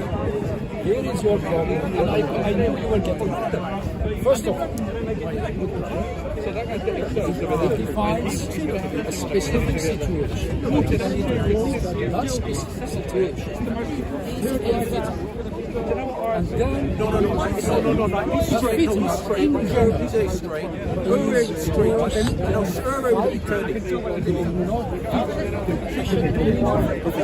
Al-Qatl comes from Qital, which means fighting, not killing. It doesn't matter. Whether it is fighting, why? Because Qatl, we made it practice now. Fight. So the Arabic can be used, which means order. And the other one is al-qatl, which means fighting. You see this? Which means fitna is worse than fighting. Do you see this? Do you see this? That's the word, and this is. Why have you chosen this? In Arabic it doesn't say al-qital, it means Arabic is here. The Arabic is here. And the Arabic, according to Quran.com, according to Quran, have not. What is القتال in Arabic? قاتلوا الذين يقاتلونكم. What is it? No, I just come new. You have spoken right now. You have spoken. May I complete my logic? In Arabic, no, I have. In the Quran it says قاتلوا الذين يقاتلونكم, which means fight those who fight you. It doesn't say kill those who kill you. It makes no sense. So therefore there is a meaning to the word qatil, yaqtul. For a moment, let's say it only says fighting. Because you are trying to say, I will speak for myself. You don't have to speak. you were trying to say that because fitna ashaddu min al-qatl, which is worse than killing, because what you are trying to say is therefore it justifies Muslims killing others rather than arguing. And that is wrong. And I knew from the beginning that's what you were trying to get. I don't know why you're happy right now. I don't know what I am point not you've happy at all. I don't know what point you've made. Can I speak right now? Yes. I am paying attention. So, you're 55. Let us for a moment say it only says fighting. For a moment say it is only dealing with fighting. Now, any Tom, Dick and Harry, including the Quran, knows the fighting here is for Now, very simply, the context is simple. Muslims are deluded into thinking Masjid al-Haram is there, Islamic, and they have gone there. People of Masjid al-Haram say, no, you can't. Yeah, I was here, yeah. But the Muslims, I've seen the whole time. this is in the way of Allah that we come the guy that was pushing me? and we are supposed to be here. Oh, that was right. They're delusional. And how do you use delusion? Is that right? With a beard. Yeah. No, he's not Jamaican. He's from yeah, he's Caribbean. One of the Let's islands. say they are not Muslims, they are Quraysh. They have the right as much as the ones The who thing are is that the funny thing is their right. that So they are using him. Masjid al-Haram was owned by Basically, killing the no by Quraysh. Quraysh. And if they are Muslims, they are still they still have the right. Says everything. The Arabs. So if they become an Arab, they become Muslim, does not give them less rights. You've been insulted, right?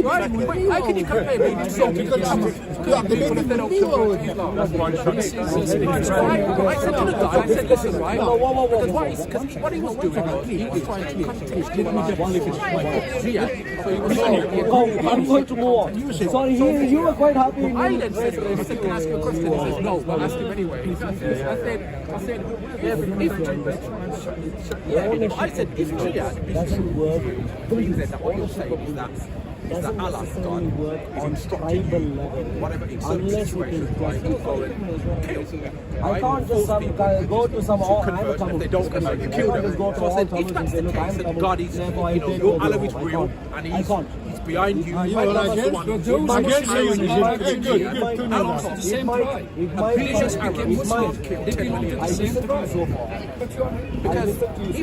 If Islam was genuine and Allah was real, and Allah protected them and empowering them, there should be no problem. So I said, I'm one person.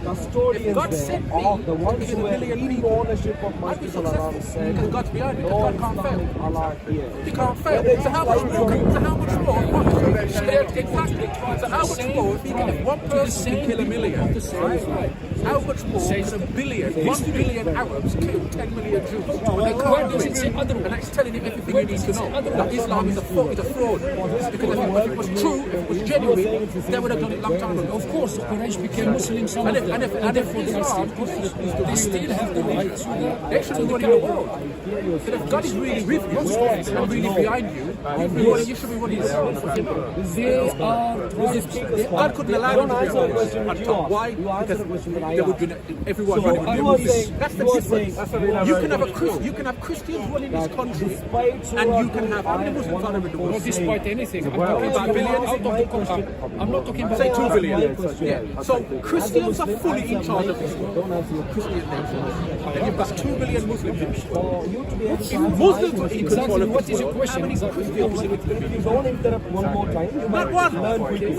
None. So, you are saying the property was owned by the ones who went to take over. I am giving you historical Because if they control the world, they would kill every Christian and force them to convert. At this if you interrupt, you won't know, would you? Come on. Please ask him. What's your question? Don't go historical. Go to the dialect. Give me your God. No, In terms of your book and your writing, contrast that to Judaism, where you've got, right, hundreds of men of God over a 4,000-year period, right? So you know that there's no way that they're going to be confirmed to each other, right? Because it's all linked together, and they're all over 4,000 years. You've got all of these various men of God. You've only got one person. You know what he turns on and says to him? He's got Moses. That's what he said. I said, what are you talking about? Moses wasn't a Muslim. Exactly. But that's what they did. But they have to do that because they've got no choice. Because the devil is telling them to say that. Because at the end of the day, what's the alternative of saying something like that? The alternative of saying nothing. And then it would be a lot easier for people to chip away at the lies. Right? So they have to just come up with something just to satisfy themselves. You can't expose them. Right? So they have to say something. How can and then I says to him, I said, no. I said, Moses actually went around shutting countries down with false religion. Right? And then he took a step back and I said, what about Jericho? Why don't you argue about this pastor? I said, obviously, right, he went in there and got instructed and he cleaned them out, right? Why? Not to force everybody to turn to a different religion, but because of the religion, the part of the demonic religion that they were practicing, right? And a lot of the evil things that they were doing, sacrificing children and so on and so forth. And it was too late for them now. You weren't going to take care of evidence that the only thing was judgment. The only person that can he's God himself. And but you've got to remember what's different about that. Even in our living today, we have authority, we have the police. Of course, God has given us the authority. Man has not authority to take life, right? So you can't have contracts, right? So a life for a life. So if someone takes a life, God has given them the authority to take you through the you're not giving us all because you can lose your life. You start discussing. People think that sounds bad. There is no question. Because when you have capital punishment and you're able to take evidence, more lives. Because when you don't have capital, you have more people who go out there with kill me. Listen to me. 11 years later, they're back on the street. Listen to me. You want David? You want David? And 11 years later, you see him doing your shopping at Tesco. Cannot be from Quran. No, use any evidence. It's written in the Sirah. Particularly the theoretical physics. Why you are avoiding What you just said there, I never thought about it that way. Theoretical physics is like society employs in physics. So Mr. Theoretical physics also. Where is your evidence? You failed to provide one evidence so far. I told you historically, the Kaaba was. And you think you're Where so is the evidence? It's in history. Go and read books of history. The Kaaba At the end of the day, they're on Satan's side. That's the reason why. in history. It's in history. Kaaba. In history. You know. I would in history. In the book of history. What is the book of history? Read history. In your book. Where is In your book. In your book.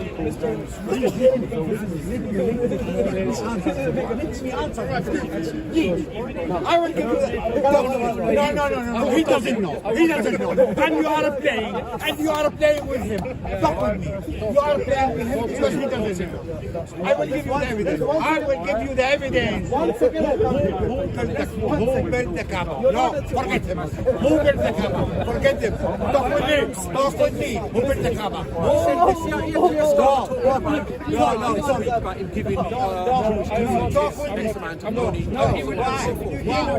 I know. Why you avoid me? Why you avoid me? Stop flooding the Islamic people. And the ones that are here, get them out.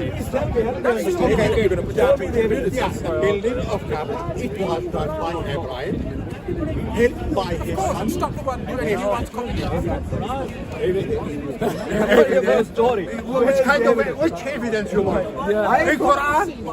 We want in Quran evidence? You accept the evidence of Quran? I thought You asked me evidence and now you ignore what I am answering.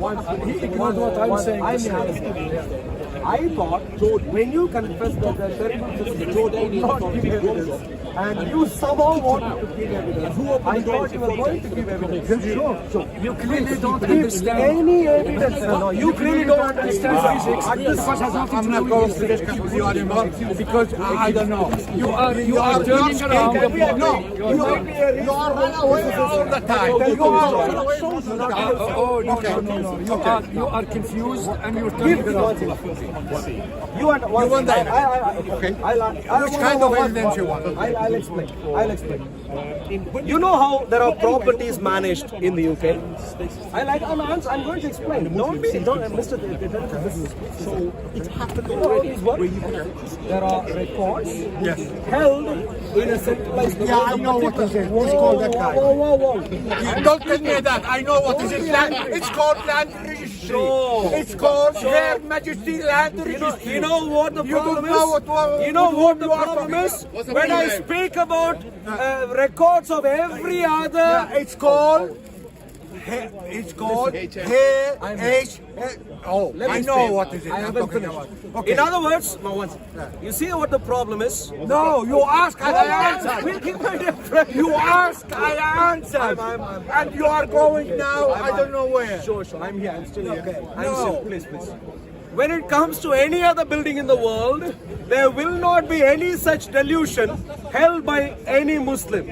If I go to his house and say, I am going to take over your house, he is going to go to the court with the land registry record that he has, and he is going to argue. He is going to ask me what kind of evidence you need.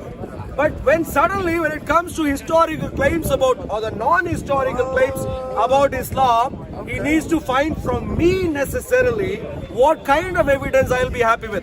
I'll come to you, sir. Okay. You are a human being, I am a human being. You might own properties, I might own properties. We don't even have to discuss this in detail. You know how to provide historical evidence for why you think Kaaba was Islamic pre-Islam. I told you. So show any evidence, please. I told you. I answered to you, but maybe you didn't listen because you are very busy Evidence. only to talk. Any evidence. Yes. Okay. Kaaba. In the history, first of all, the first man who built Kaaba is called Prophet Abraham. Nice story, evidence. Not nice story. I need evidence. Okay. Evidence. You understand the word evidence? If you want the Quran, if you want in the Quran, there is also Quran. You believe in Quran as evidence? Yes or not? Listen. You believe in Quran as evidence? Yes or not? I will answer. Listen carefully, don't panic. Oh my God. If you don't panic and listen, I'll answer. Yeah? How many of you are foolish enough to use a 7th century resource as evidence of a 7th century AD resource as evidence for something that happened 2000 BC? What kind of foolish man you should be to say a 7th century source is going to be evidence for a 2000 BC event? You're not So now I'm going to come back to you, sir. I'm assuming you're not foolish. Please, no one is by raging at you. Help me understand. Have you got evidence? How do you have the evidence? It's completely rubbish. This is a terrible where is the law? It's completely rubbish. Is he giving evidence? It's completely rubbish what you are saying. Evidence for what? The Kaaba. Okay. Give me the evidence of the ruler of Caesar of Rome. Listen carefully. This is absurd. This is something like talking with the wall. Theoretical physicists, please. Don't do this. I can go. What kind of evidence you want? You want land registry evidence? You want land registry evidence? Any sensible evidence. Okay. You want land registry? Pre-Islam, Okay. what tells you Kaaba was And now Islamic say, evidence? I will give you another. Evidence. God promised the Holy Land to Jews. What is the land registry for that? Wait, no, I'm not finished.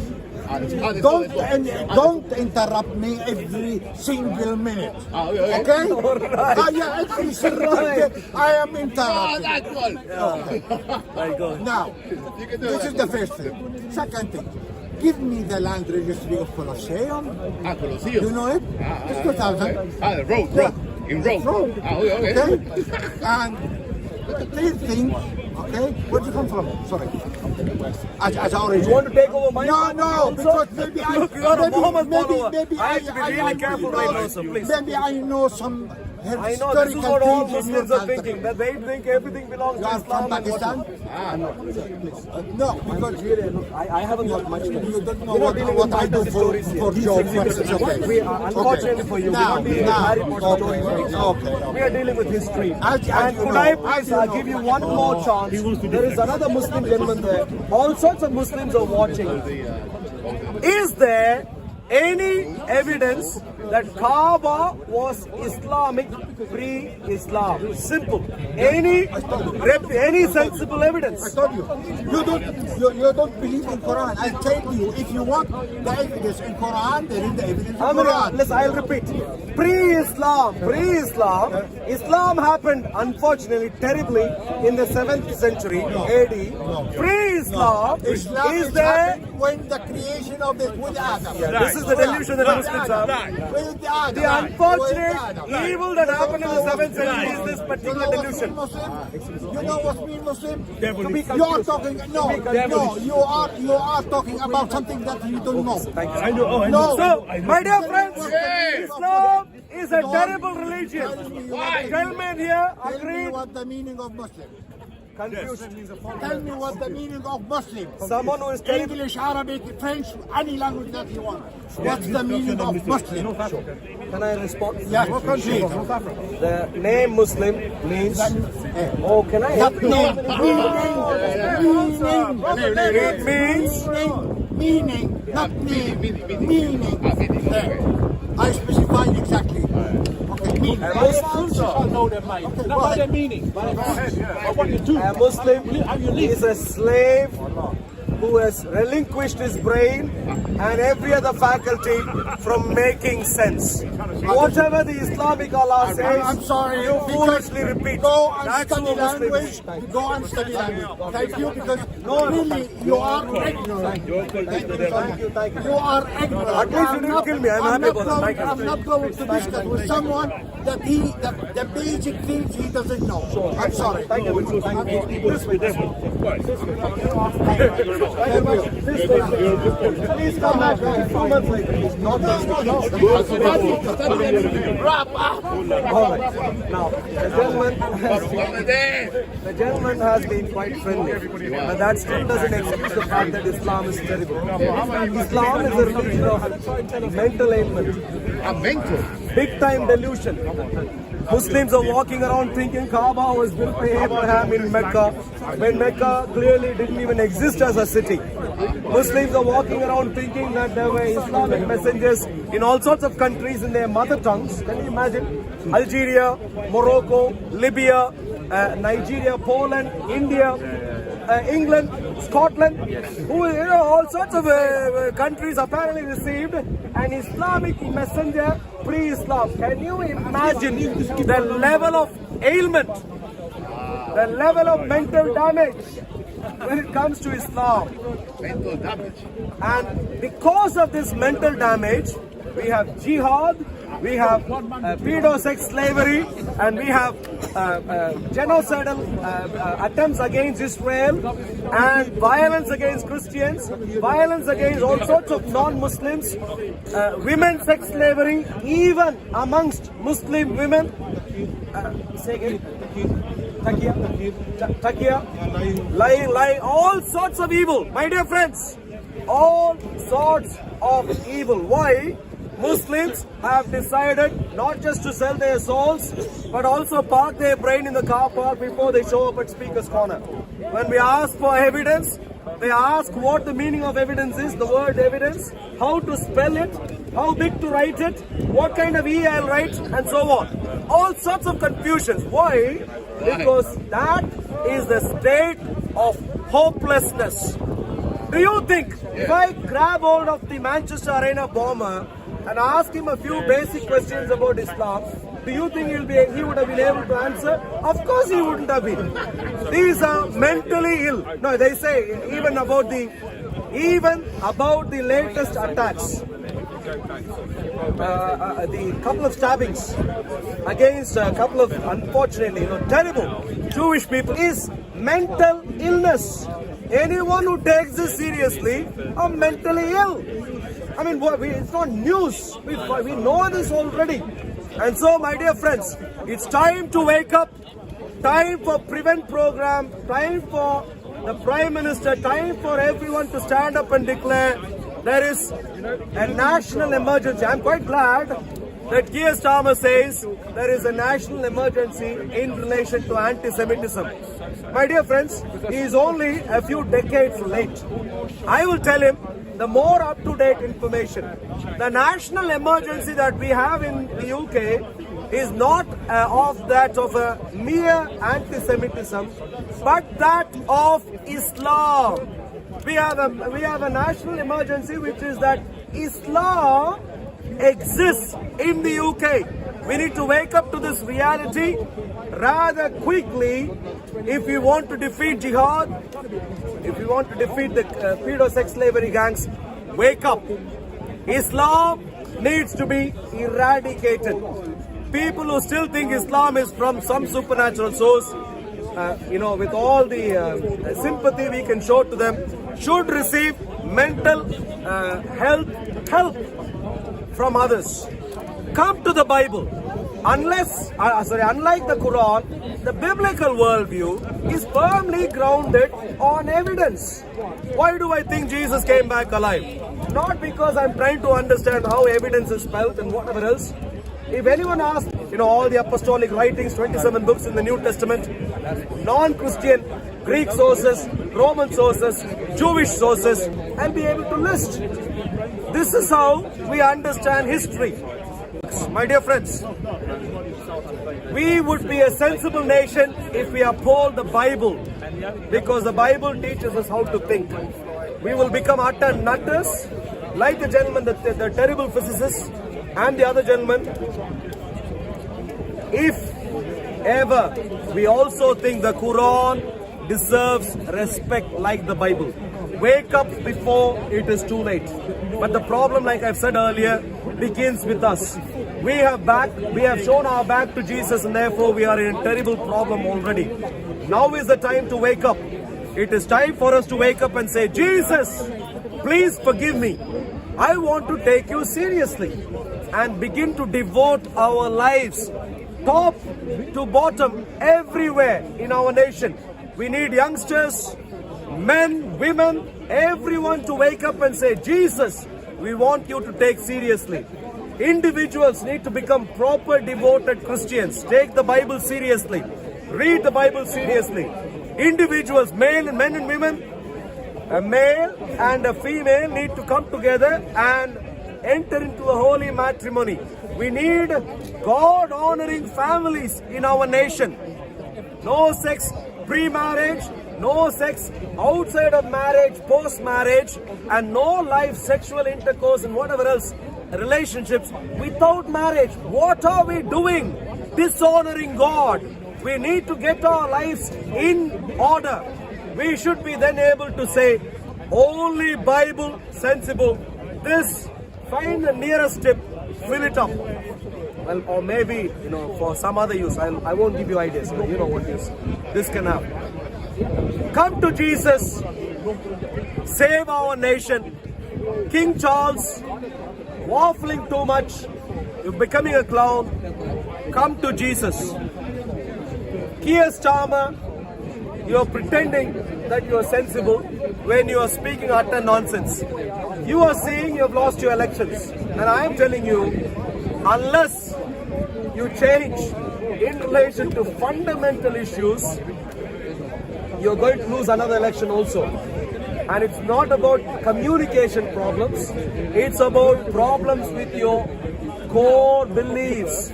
Get it right. And Nigel Farage, don't be too glad that you've won a number of seats in the elections gone.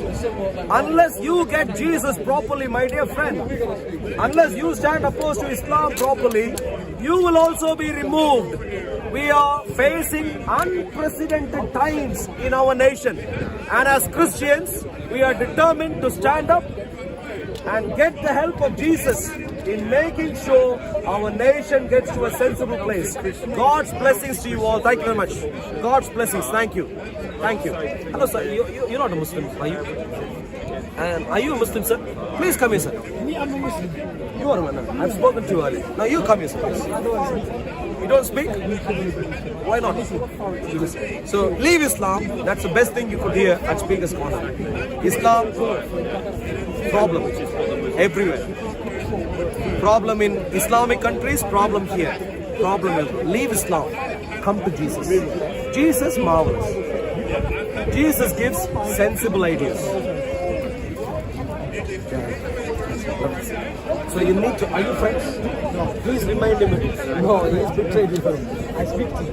You speak. But when you go later, please remind him. Are you a Christian? You also need to become a Christian. You got to be very careful what problems we have in our nation is because people like you try to show you already established. You're going to have a problem. You're going to have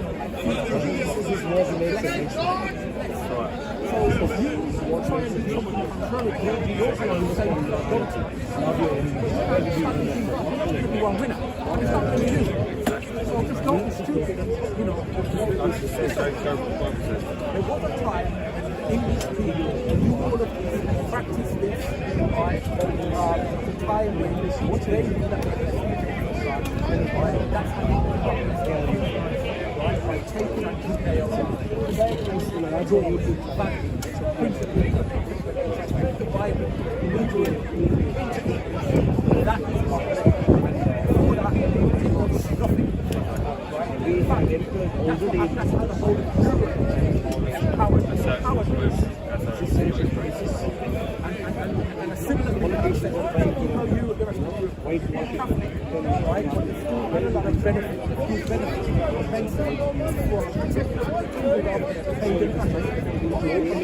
get to know all it takes and it's given them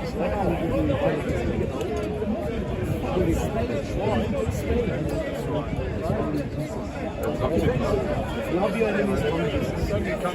I'm going to quick to say our offer paper not because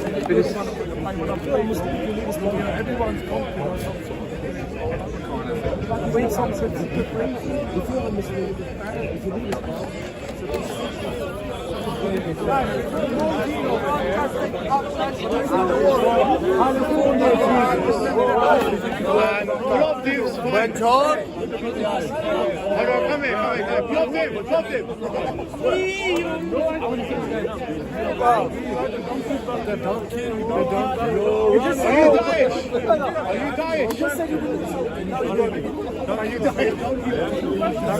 Sorry, sir. Is that what you know? People this kind of racist.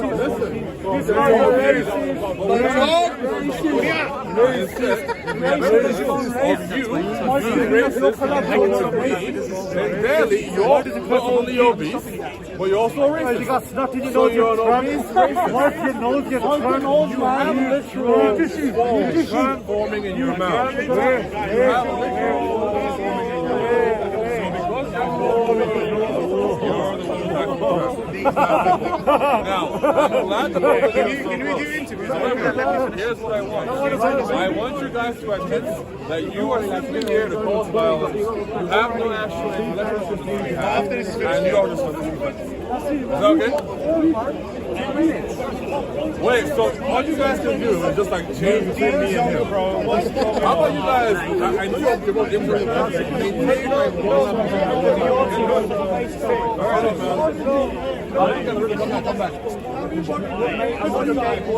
So we have our lovely inbred couple here. We have inbred number 1 in the blue and inbred number 2 in the green. All they can do is slobber over each other and touch each other. That's what they can do. But hopefully at some point they'll be willing to have a conversation with me about their worldview and about the topics. But until then, hey, it's what it is. Hey man, he's saying that I should suck my mum, but I'm not the guy who called for the suckling verses. Listen, man.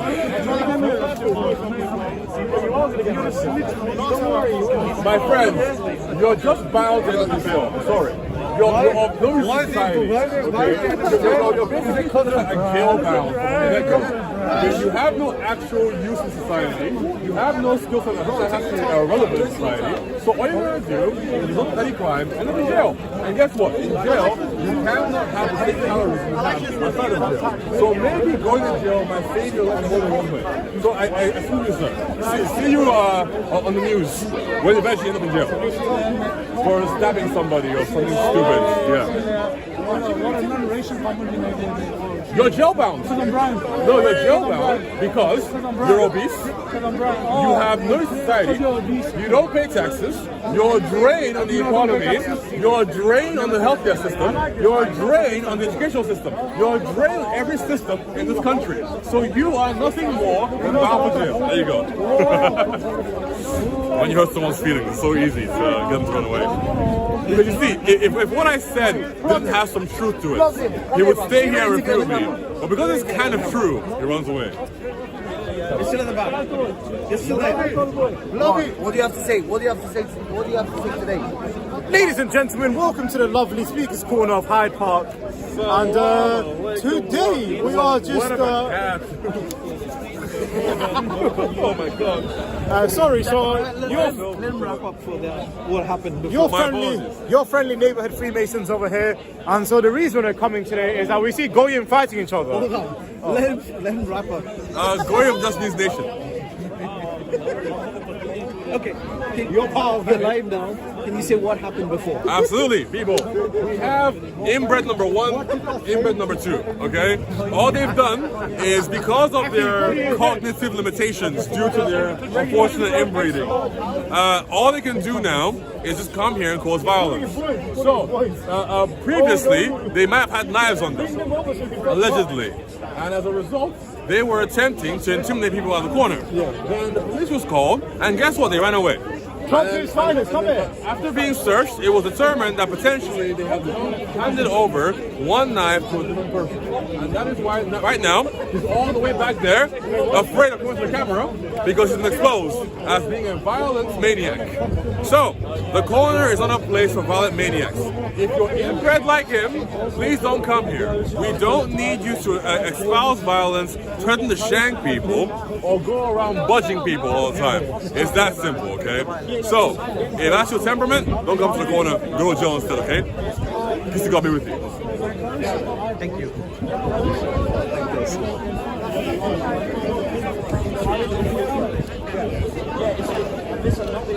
I mean, David's obeyed them for it to survive all of them. So far. Sticks and stones. But the words are the things that I really hurt.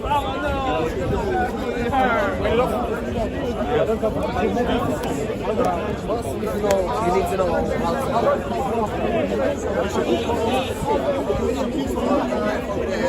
Wasting the police time. And nothing happened.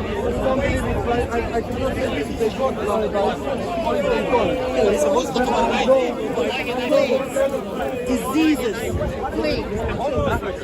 You care about us most of the time? Share with him. I'm busy. We're here right now.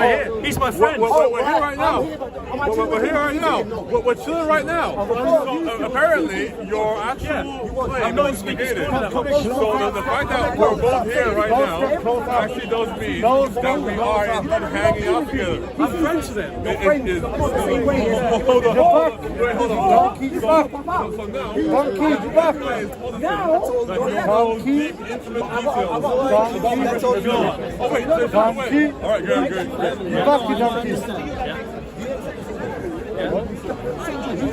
Cappadocia Greek and Roman centurion.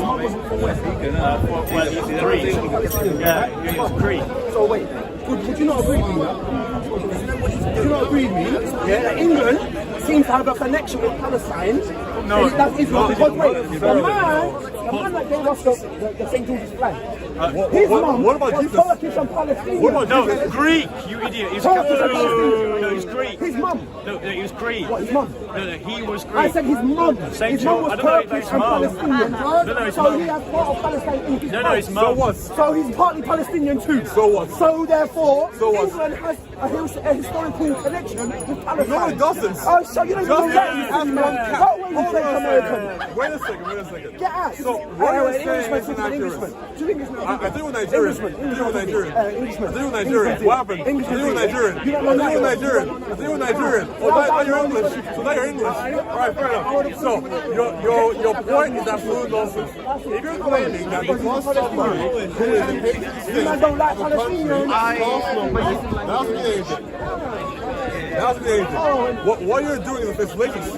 I mean, for example, like the patron saint of Nigeria is an Irishman. Why is he begging? What? Always begging. But when his boy gets beat up on the street, what does he do with his boy? Nothing. He lays way but beat up. Broken nose. Nothing. He does nothing. Waste man. You think I want that as my boy? You think I want that as my boy? Never. Man, they let you get broke up nose. And what does he do? And then you have back up like this one, bro. Mental. Anyway. So when people try and think, why is he trying to involve himself in an English situation? Oh, this man. This big man, how many times have these Christians said, we're not so-Christians, we don't stand there, slap our cheek and we turn the other? No, I'm not like that, I'm not that one, you know. He said that many times, He said that. And what did they do on the street? Alright, so what did you Christians do to your way? What we are on the street? Ask him. He knows. He walked away. He let your Christian boy get smoked on the street.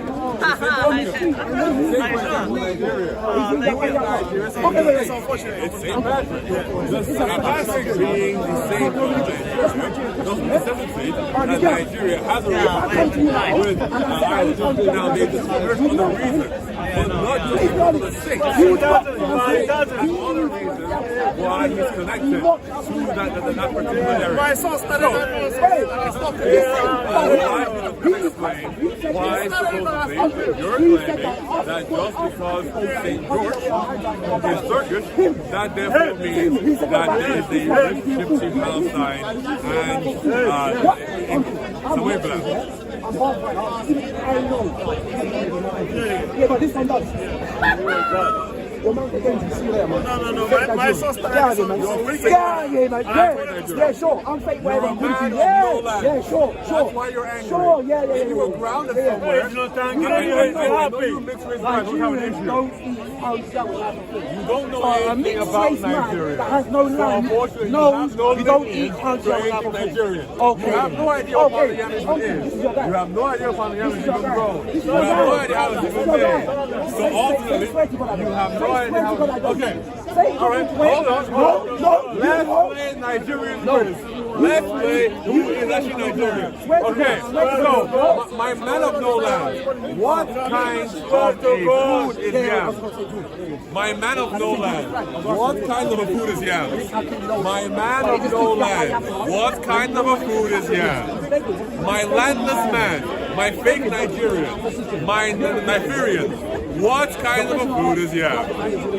He said the following. He said that because St. George has a mother who is apparently part Palestinian and part Turkish, that therefore means that by extension, Britain itself has their relationship with Palestine. No, it doesn't. I know what it means. Wait,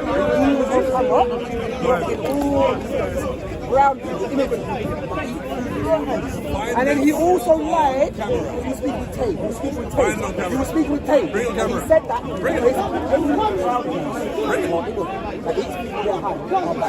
And then he lied about our own living Nigerians. He said that he thought our young is a Nigerians would have food. Him, he also knocked man down. He took Nigerian uncle that was just there.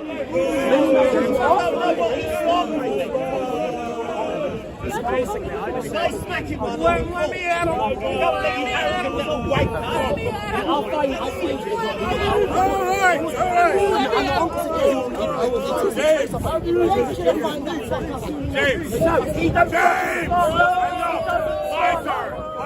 James, calm down. No, I don't want to hear one more piece from you. You're a grown man. No, he's fucking slandering. He's slandering. That's not even what Jono said. No, you told me to get out here. You're not well. Go and handle your kids. Get out of here.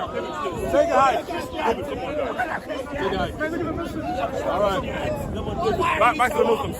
The Christians, look. Oh, the Christians. Back to the Muslims. Come back. Fight each other, blah, blah, yappa, yappa. So, you're making claims. What's your evidence? Oh, stop begging, man. Go away, man. Stop crying, man. Swear to God that what I'm saying is not true. Everything you're saying is a lie. Swear to God. No, say swear to God. Well, swear to Allah. No, swear that you to can God. find the evidence that says that everything you're saying is true. See that, small boy. As you know, Christians don't swear. So my landless man, keep claiming to be Nigerian and in English and in Nigerian and in English. What are you? Pick one. So, either way, no, you're not. You don't know anything about Nigeria. So anyway, the point still remains. You are good teaching us for Muslims. By the way, This is like not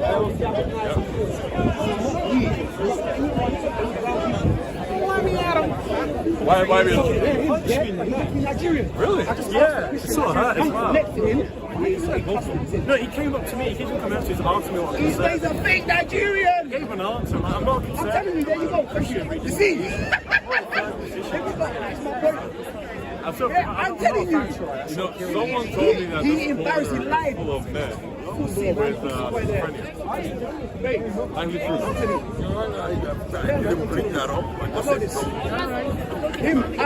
Facts. But why be? Please don't get too close to the heat of the neck. Because he's got Well, apparently, and he can't come hit him in the neck. He's not invited. So what did David got left in speakers? The guy on the other end. Do it. Come on then. No, he is a fucking slanderer. He's not a Christian. Not again. What happened? What did they do? Later. Listen, somebody's violent about his accusations. Maybe it's too late to Listen, brother. What man is that? And you're my brother. And you got your bones broken. I just simply said You said that you're slandering. So what happened was, last time I was in this country, I said to him, Jono's accused him of not seeing his kids, abusing his wife, and he said it on his own emails that Jono showed everyone. And he showed, so basically, Jono publicly condemned James, and he showed all of the emails between him and James, because he using suicide as sort of blackmail. And in one of them, he admitted the reason why he left New Zealand was because he abused his wife, got arrested, and he got released. His own words, not mine. I don't believe it. So I think it's sort of... Where's get beat up and does nothing. That one, that pussy. No, what that is party down with fucking. The fake Nigerian. The one who's Nigerian when it suits him. Israel suit him. Okay, that guy. That's crazy. That's crazy. You are a fake Nigerian. You don't know the first thing about Nigeria. Bro, this guy's crazy. He lives in Moscow in India for 2 minutes. Literally, all I do is keep the space. Wrap up. Again. I was told once that the corner is a place full of men schizophrenia. And today is proven that to be true. Not only do we have inbreds who are coming here to cause trouble, but now we have James, who for some reason wants to find a boy who's 17 years old. Now, I don't really know what's going on today. I do have a theory that when it gets warmer, people get a little bit crazier. It could be that, but I'm not entirely sure. But anyway, we'll see. Something may be happening, but we'll see. It's a, go ahead. It's like a nonsensical, One minute, let me just stop. Rafi, don't drop this man. Let's go back to India. Yeah, whatever. Oh, David, yeah? James, please. I'm flipping like you come near me, I'll defend myself, I'll let you out. Don't stop. Let's stop here. No. Vanish. No, James is sick of you. People are sick of you. You don't even know your stuff. Hey, wait. Fuck off, David. David, what did you vanish? Yeah, whatever. Yeah? You see how the world go? I'll make sure I find out where you live. What? Become like smoke in the wind. No, you're not a Christian. Let us not. He's not a Christian, and he goes round doing slander like that. Disappear like the wind. It's your own emails, mate. Disappear like the fog. Ah, I remember. Your own email said it, mate. I'm good. I got your email. Disappear. Okay. Can you? I've got a voicemail of him asking for Elon Musk to give the fees. No, it's not a Christian community. If he slanders like that, he's calling me a child abuser. I don't know. Yes, but he fucking well thinks he can do it. I'll tell you what, I'll find him. I'll find him before he apologises. I'm serious. James. John no, he either apologises or I'm going to shut his mouth. And face mask and still. No, I'm sick of his arrogance. I'm sick of his arrogance. They're going. Why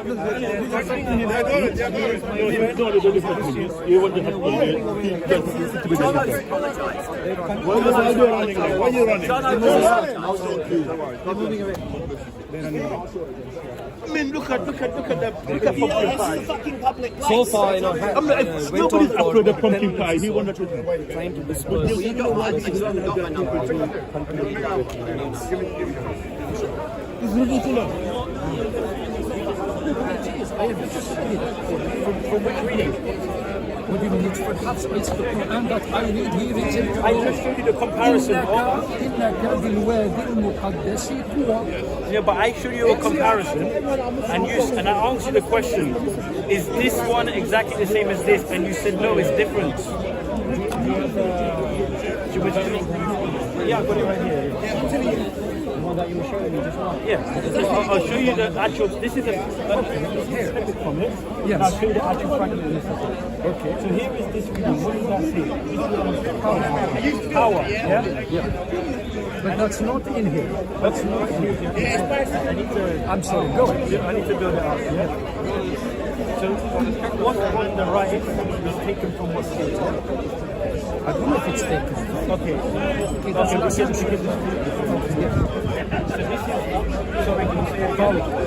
This is the Birmingham manuscript. Why does it say that in the reading? Why is it in the Birmingham manuscript? Don't make assumption and then build on it. No, but you said it's in the Birmingham. Yes. So you have this reading. Just tell me what this reading. Power and Tua. Is that the same pronunciation? No, I think it's the same thing. Oh, no, I'm not disputing if it's the same thing. Yeah, no. please don't bring that up again. Okay, Please go don't. ahead. Make your argument. Okay, we are trying to find The this. pronunciation is different. Okay, so is moose and mouse? So okay, moose and mouse is different. I want to know. But it's still a moose. It's still a mouse. Okay. Let's see the rodent. Moose and mouse.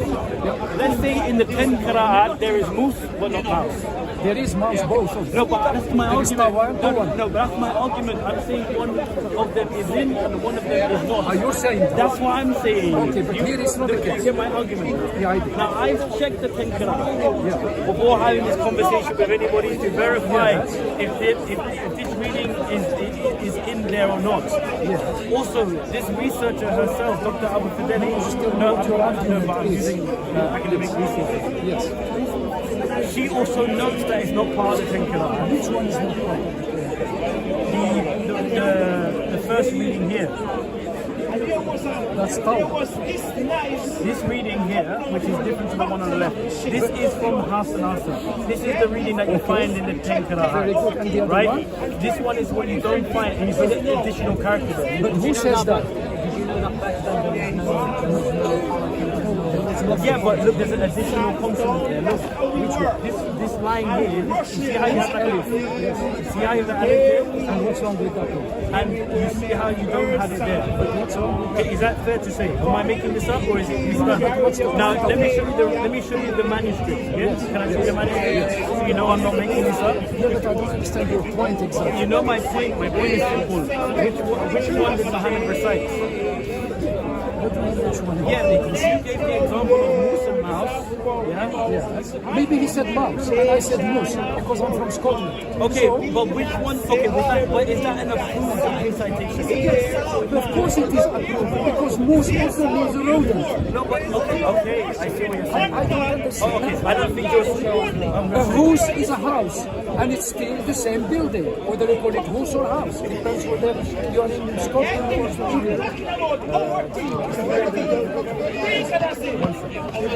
Yeah, so this is Surah Maryam. You can zoom in if you want to. Now, just a moment. It says Tawar.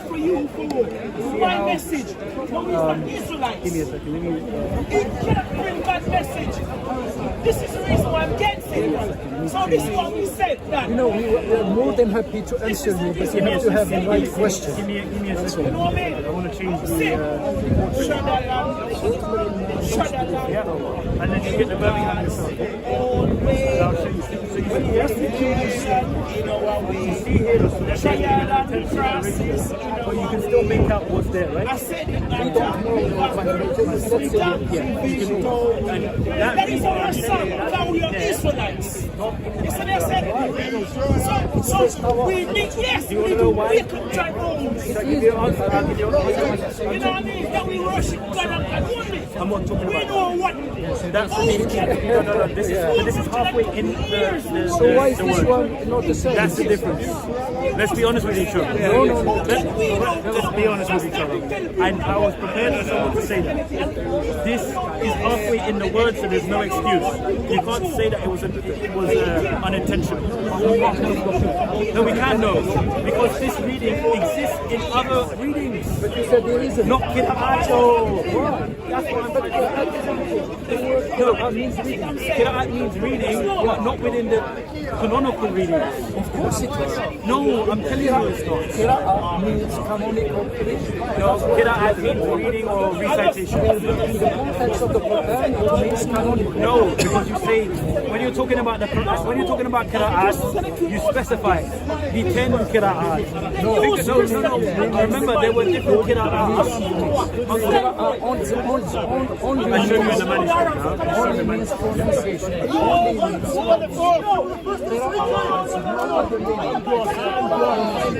when you have something that looks like it was erased, you have to compare it one to one with something else.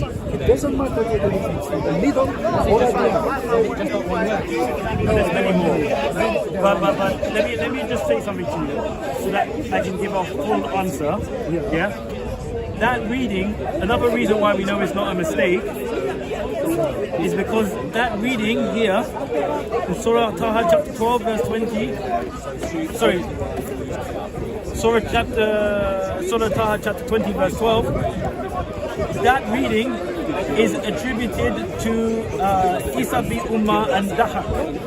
It says that they read it differently, and the source for that is Ibn Halawahi, and it gave an example there. So what's my point? Let me tell you what I'm saying. Basically, the academic Dr. Al-Fadili, or Professor Al-Fadili, I think she's known as now, she's telling you that this reading that is different to the Uthmanic Razm, that is different to the 10 Qira'at, hold on a second, is known to be a reading of somebody else. So it's not a strange reading or an unknown reading. It's a reading that she can attribute to two people at least. And it's a reading that doesn't exist within the 10 canonical readings. Now, if the Quran is... Now, here's the point I'm making. Here's the point I'm making. Please. Perfect preservation.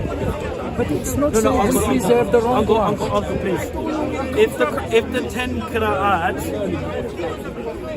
have the entirety of the Quran, then why do the earliest manuscripts have variant readings that don't exist within the 10 Qira'at? Okay, now that's what I'm saying. But when you say it's preserved, what do you mean? You're asking me. What is the meaning? You're asking me. Okay, so I'm allowed to recite in any way I want to. No, as long as it's meaning is there. Okay, so if I'm reading the Quran today and I change the words in Arabic, don't change the word. But as long as it means the same the way thing. you pronounce it. That's no, but the pronunciation changes depending on no, how. it doesn't. The pronunciation does not change the meaning of the word. Okay, so I can pronounce the Quran any way I want to. No, you pronounce it within the Arabic language. Okay, so if I want to, so let's say I have a Quran and I'm reciting Surah Al-Fatih. Okay. Yeah? And I want to pronounce it differently, but the meaning is the same. Is that accepted? No, you can't. You cannot pronounce the meaning in the Quran. Let's say I want to recite the prayer. Yes. Yeah? But I want to do a different pronunciation. No, you can't. Okay. If you try and read the Quran and learn it, that's fine. No, but if I'm an expert in a language, or if I have a different way of pronouncing, for whatever reason, right? Does that mean then I can? Because technically, you're saying that the Quran is preserved. Well, hold on. No, I want to make that. I want to land. When people tell me that the Quran is preserved, it means that the recitation is the same as what Muhammad recited. No, the same as most of the Muslims at the time recited. Muhammad was from Quraysh. He had his own intonation and accent. He's different from somebody who reads from Turkey or somebody who reads from Iraq. Okay, so different. That's because, again, I go back to Scotland and England and Wales. Yeah, but okay, so the point that I'm making is very important. I've shown you that there are two different readings of the Valley of Moses, right? You're saying it's okay. I'm telling you that one of those readings is not in the 10 Qira'at, but you disagree with that. That's fine. You can look into it. It's not there. No, you haven't looked into it. No, you haven't. No, you haven't looked into it. Don't say that. You haven't looked into it. Power must exist in one of No, you're saying it must. I'm telling you it doesn't. Because I read it that way, he reads it that way. There's only one way it exists. That's the way that you read on the left. He reads it Yeah. Is that what Muhammad recited? This matters because we're talking about preservation. He read it power. Okay. And I read it power. What difference does it make? You're not reciting what Muhammad said. I am. You're not. Because he has an accent that I have a different accent. Now imagine this.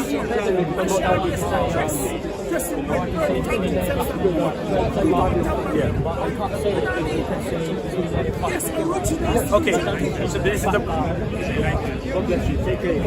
the problem that you have. What I'm referring to is something that's been written down.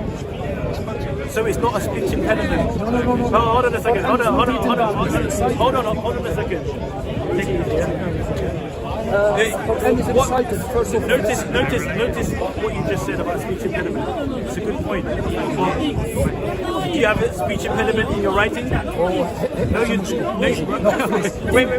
Do you have a speech impediment in your writing? You don't. So why is a dyslexic person, writing the Quran down? Remember, I'm looking at brother. I'm looking at the oldest Quran that you have. One of the oldest, the Birmingham Folio. The ones that we have now. It's not the same. I just showed you that your recitation was different. You're discarding the meaning of the term. First of all, we're talking about preservation. Preservation is oral. Forget about writing. Okay. Oral. Okay, let's so therefore, if it's oral,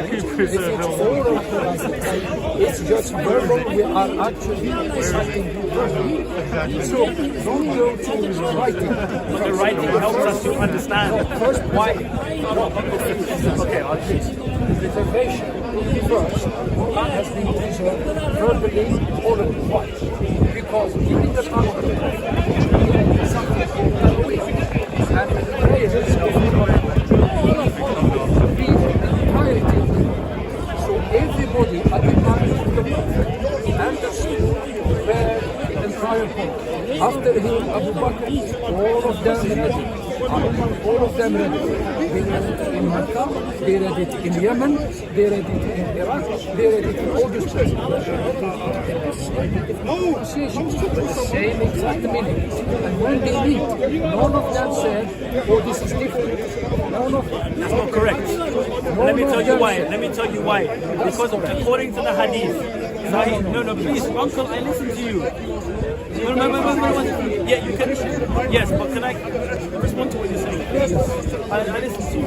Yeah, go ahead. According to Sahih al-Bukhari, hadith number 4987, there were differences between the recitation of the people of Sham and the people of Iraq. You know that? Yeah, but you said that nobody was complaining about the differences. No. They were. No pronunciations. No, but they were complaining about the differences in recitation. What's wrong with that? But you said that they weren't complaining about the differences. I give you an example.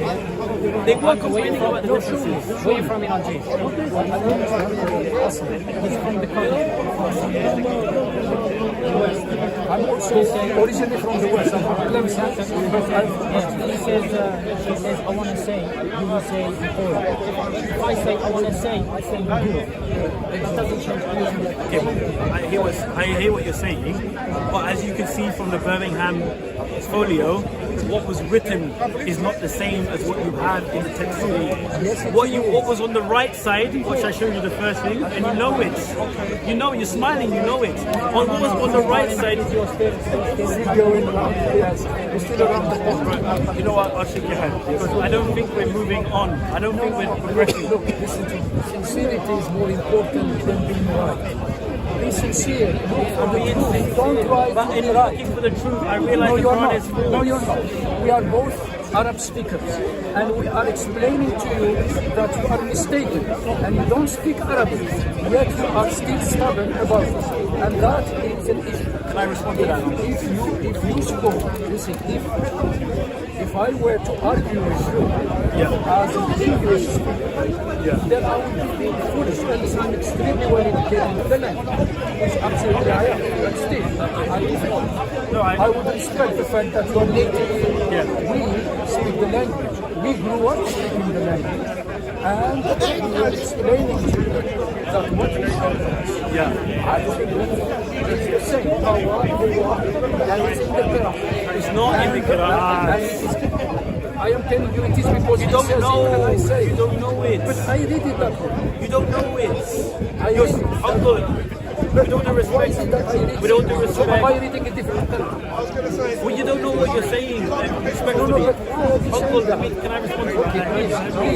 Please answer my question. I'm telling you 100% fact that the reading in the Birmingham Folio is not in the Ten Quran. How can you prove that? Because I've checked the Ten Quran. We have to take your word for it. Hold on. Then why don't you check it then? I'll give you two. I'll give you two reasons. I'll give you two evidences why it's not in the 10 Quran, and I can even maybe show you. But I read it that way. Okay, if you say you read it that way, in which reading did you read it that way? In Hafs you read what? I saw it. Okay, and the other reading in the Birmingham Folio, where did you read that? It says It's not the same though. but it is within the Qira'ah. It's another variant. In which Qira'ah? It's another Qira'ah. I don't know. You don't know, so why you're saying something you don't know. No. I literally caught him right there. He said it's in the 10 Quran. No, there's no catching anybody. No, I did, because you're telling me that it's there and you don't, and you haven't seen it. It is many people, for example, in Egypt, would say Tawaf. I would say Tawaf. I have heard it. And so it's in the Qira'ah. I don't need to name it. Of course you've heard it, you say it's Because it is obviously can only be read according to the Qira'ah. People cannot invent. People cannot invent it. okay. It's read So throughout the Ramadan. I'm saying to you, okay, Thousands, billions reading that. they're reading according to one. Qira'ah. Yeah. Well, and that's a good Qira'ah. Yeah, but I'm So talking- why are you rejecting what people in Egypt read? I'm not rejecting it. Okay, so that's a Qira'ah. I'm saying which one did Muhammad recite? Muhammad recited the way he recited. No, I cannot say he recited both. Muhammad has got his own pronunciation. Okay. He's from Quraysh. Okay. I am from North Africa. People are from Syria. They will have different, just like you would say. As I said, again, I go back to my comparison. You say house. A guy from Edinburgh will say house. I understand. We're gonna. You know what? Let's So call we're it a day. gonna- Let's call it a day. Let's call it a day. All right. All I am saying, it doesn't matter whatever we are saying. The most important thing is to seek the truth. I am. And No, I am. no. I am. You are a little bit biased I'm looking at because you are academic research. culturally Christian. Look, I used to be atheist. I could have chosen any path, and I'm a theoretical physicist. I only believe in the universe and what have you. But I have chosen Islam, and you know what? I believe in God not because the universe. I believe because of the Quran. The only reason I have become a believer is because of the Quran, not because I understand the galaxies and the universe and the trees. No, because it has a miracle in itself. Well, I'm showing is you no, that. there is nothing, no book in the history of humanity that's preserved like the Quran. It is Nonsense. absolutely true. And I can stay here for you hours to No, explain it. you're explaining, but you're not are a listening. You're not Christian. engaging with me. I can explain it to you. No, you can't explain to me by dealing with this evidence. I have shown you. You the haven't evidence. shown me anything. No, you Anyway, haven't look, shown us anything. I showed you the Birmingham Folio. And I showed said you it the is a academic Qira'ah, work. and he read it one way, and I read it the other In way. fact, the first time when you read it, you didn't even read it properly. I did. I It's said, only, "Oh, it's only when he came, he told me that there was a difference. When I asked him specifically, I said, is this saying the same thing as this? And he said, it's the same meaning, but the pronunciation is different. And I and shook that's your a hand and I proof. said, thank you. But that's a proof. Because he didn't do that. No, but that's So a you are proof. being biased. I'm done sorry, now. that's a I'm proof done now. because he read it differently from mine. It's not a But it's the same. That's actually a proof, not a design. There's different letters in You see, in that it. actually proves it because he came. What I'm saying is this, is that if this variant reading in the Birmingham Folio is not in the 10 Quran, which is not, okay? But you are not. Yeah. Brother, I've looked at it, I've studied it. Show me.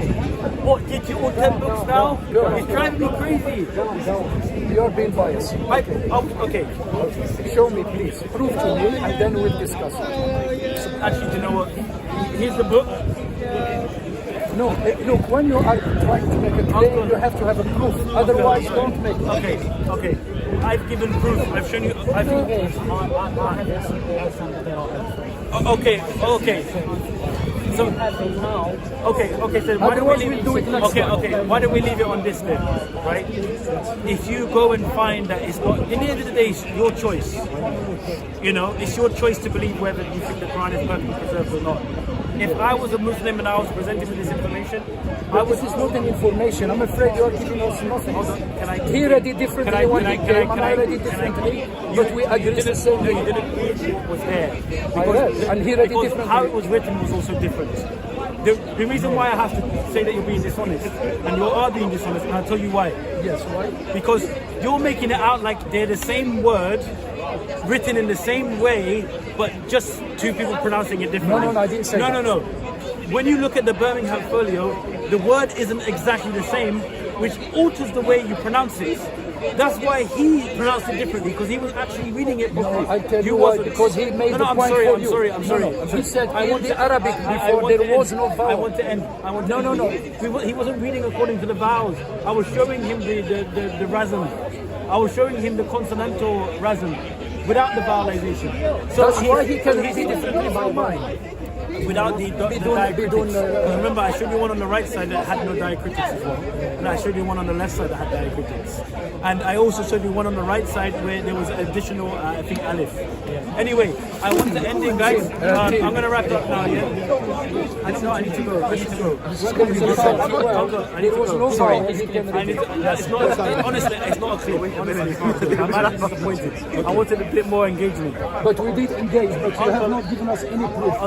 Just back in this. I want to do my wrap up. Yeah? If you want to talk after, we can talk after. Yeah? Just be truthful. If you want to talk about Christianity, we can talk about Christianity. Just be truthful, please. I'll be truthful. I have been truthful. From the very beginning, I've been showing academic evidence. I like the guy, he's a character, he's interesting to talk to, but he's not listening. Clearly, he believes in Islam because he believes that the Quran is perfectly preserved. I'm presenting evidence to shatter that belief system. I've shown him in the works of Dr. Abu Fadeli, Surah Taha, chapter 20, verse 12, where there is a variant reading. I'm going to butcher the reading, I'm sorry, but in the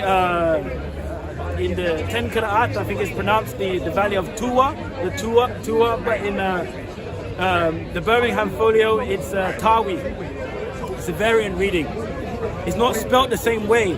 And we also see evidence of corruption because where the variant is, they've tried to rub it out so that it aligns with the Medina Mus'haf. And you can't say that it's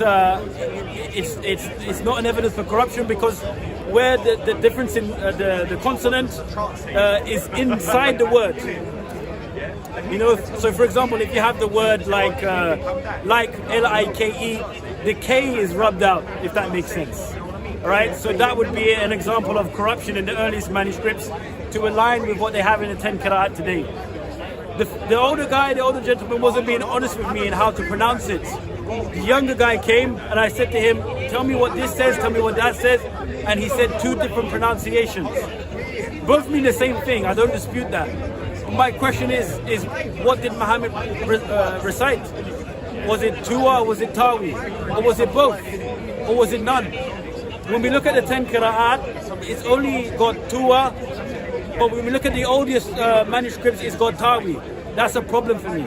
How can you say that the Quran is perfectly preserved when you have readings in the oldest manuscript that are not within the 10 Qira'at? That's insane to me. And they want to say to me that the Birmingham Folio is evidence of perfect preservation. This for me is clear evidence of corruption. Now he said I couldn't prove it. I showed him in the actual Birmingham Folio. We actually looked at the folio. I showed him Dr. Abu Fadeli's thesis on page 171 and 172. And she attributes the reading to two other individuals. So we know that the reading in the Birmingham Folio exists. That is not a mistake. It actually exists. I can't remember their names. I'll get it out on my. Let me quickly get it out.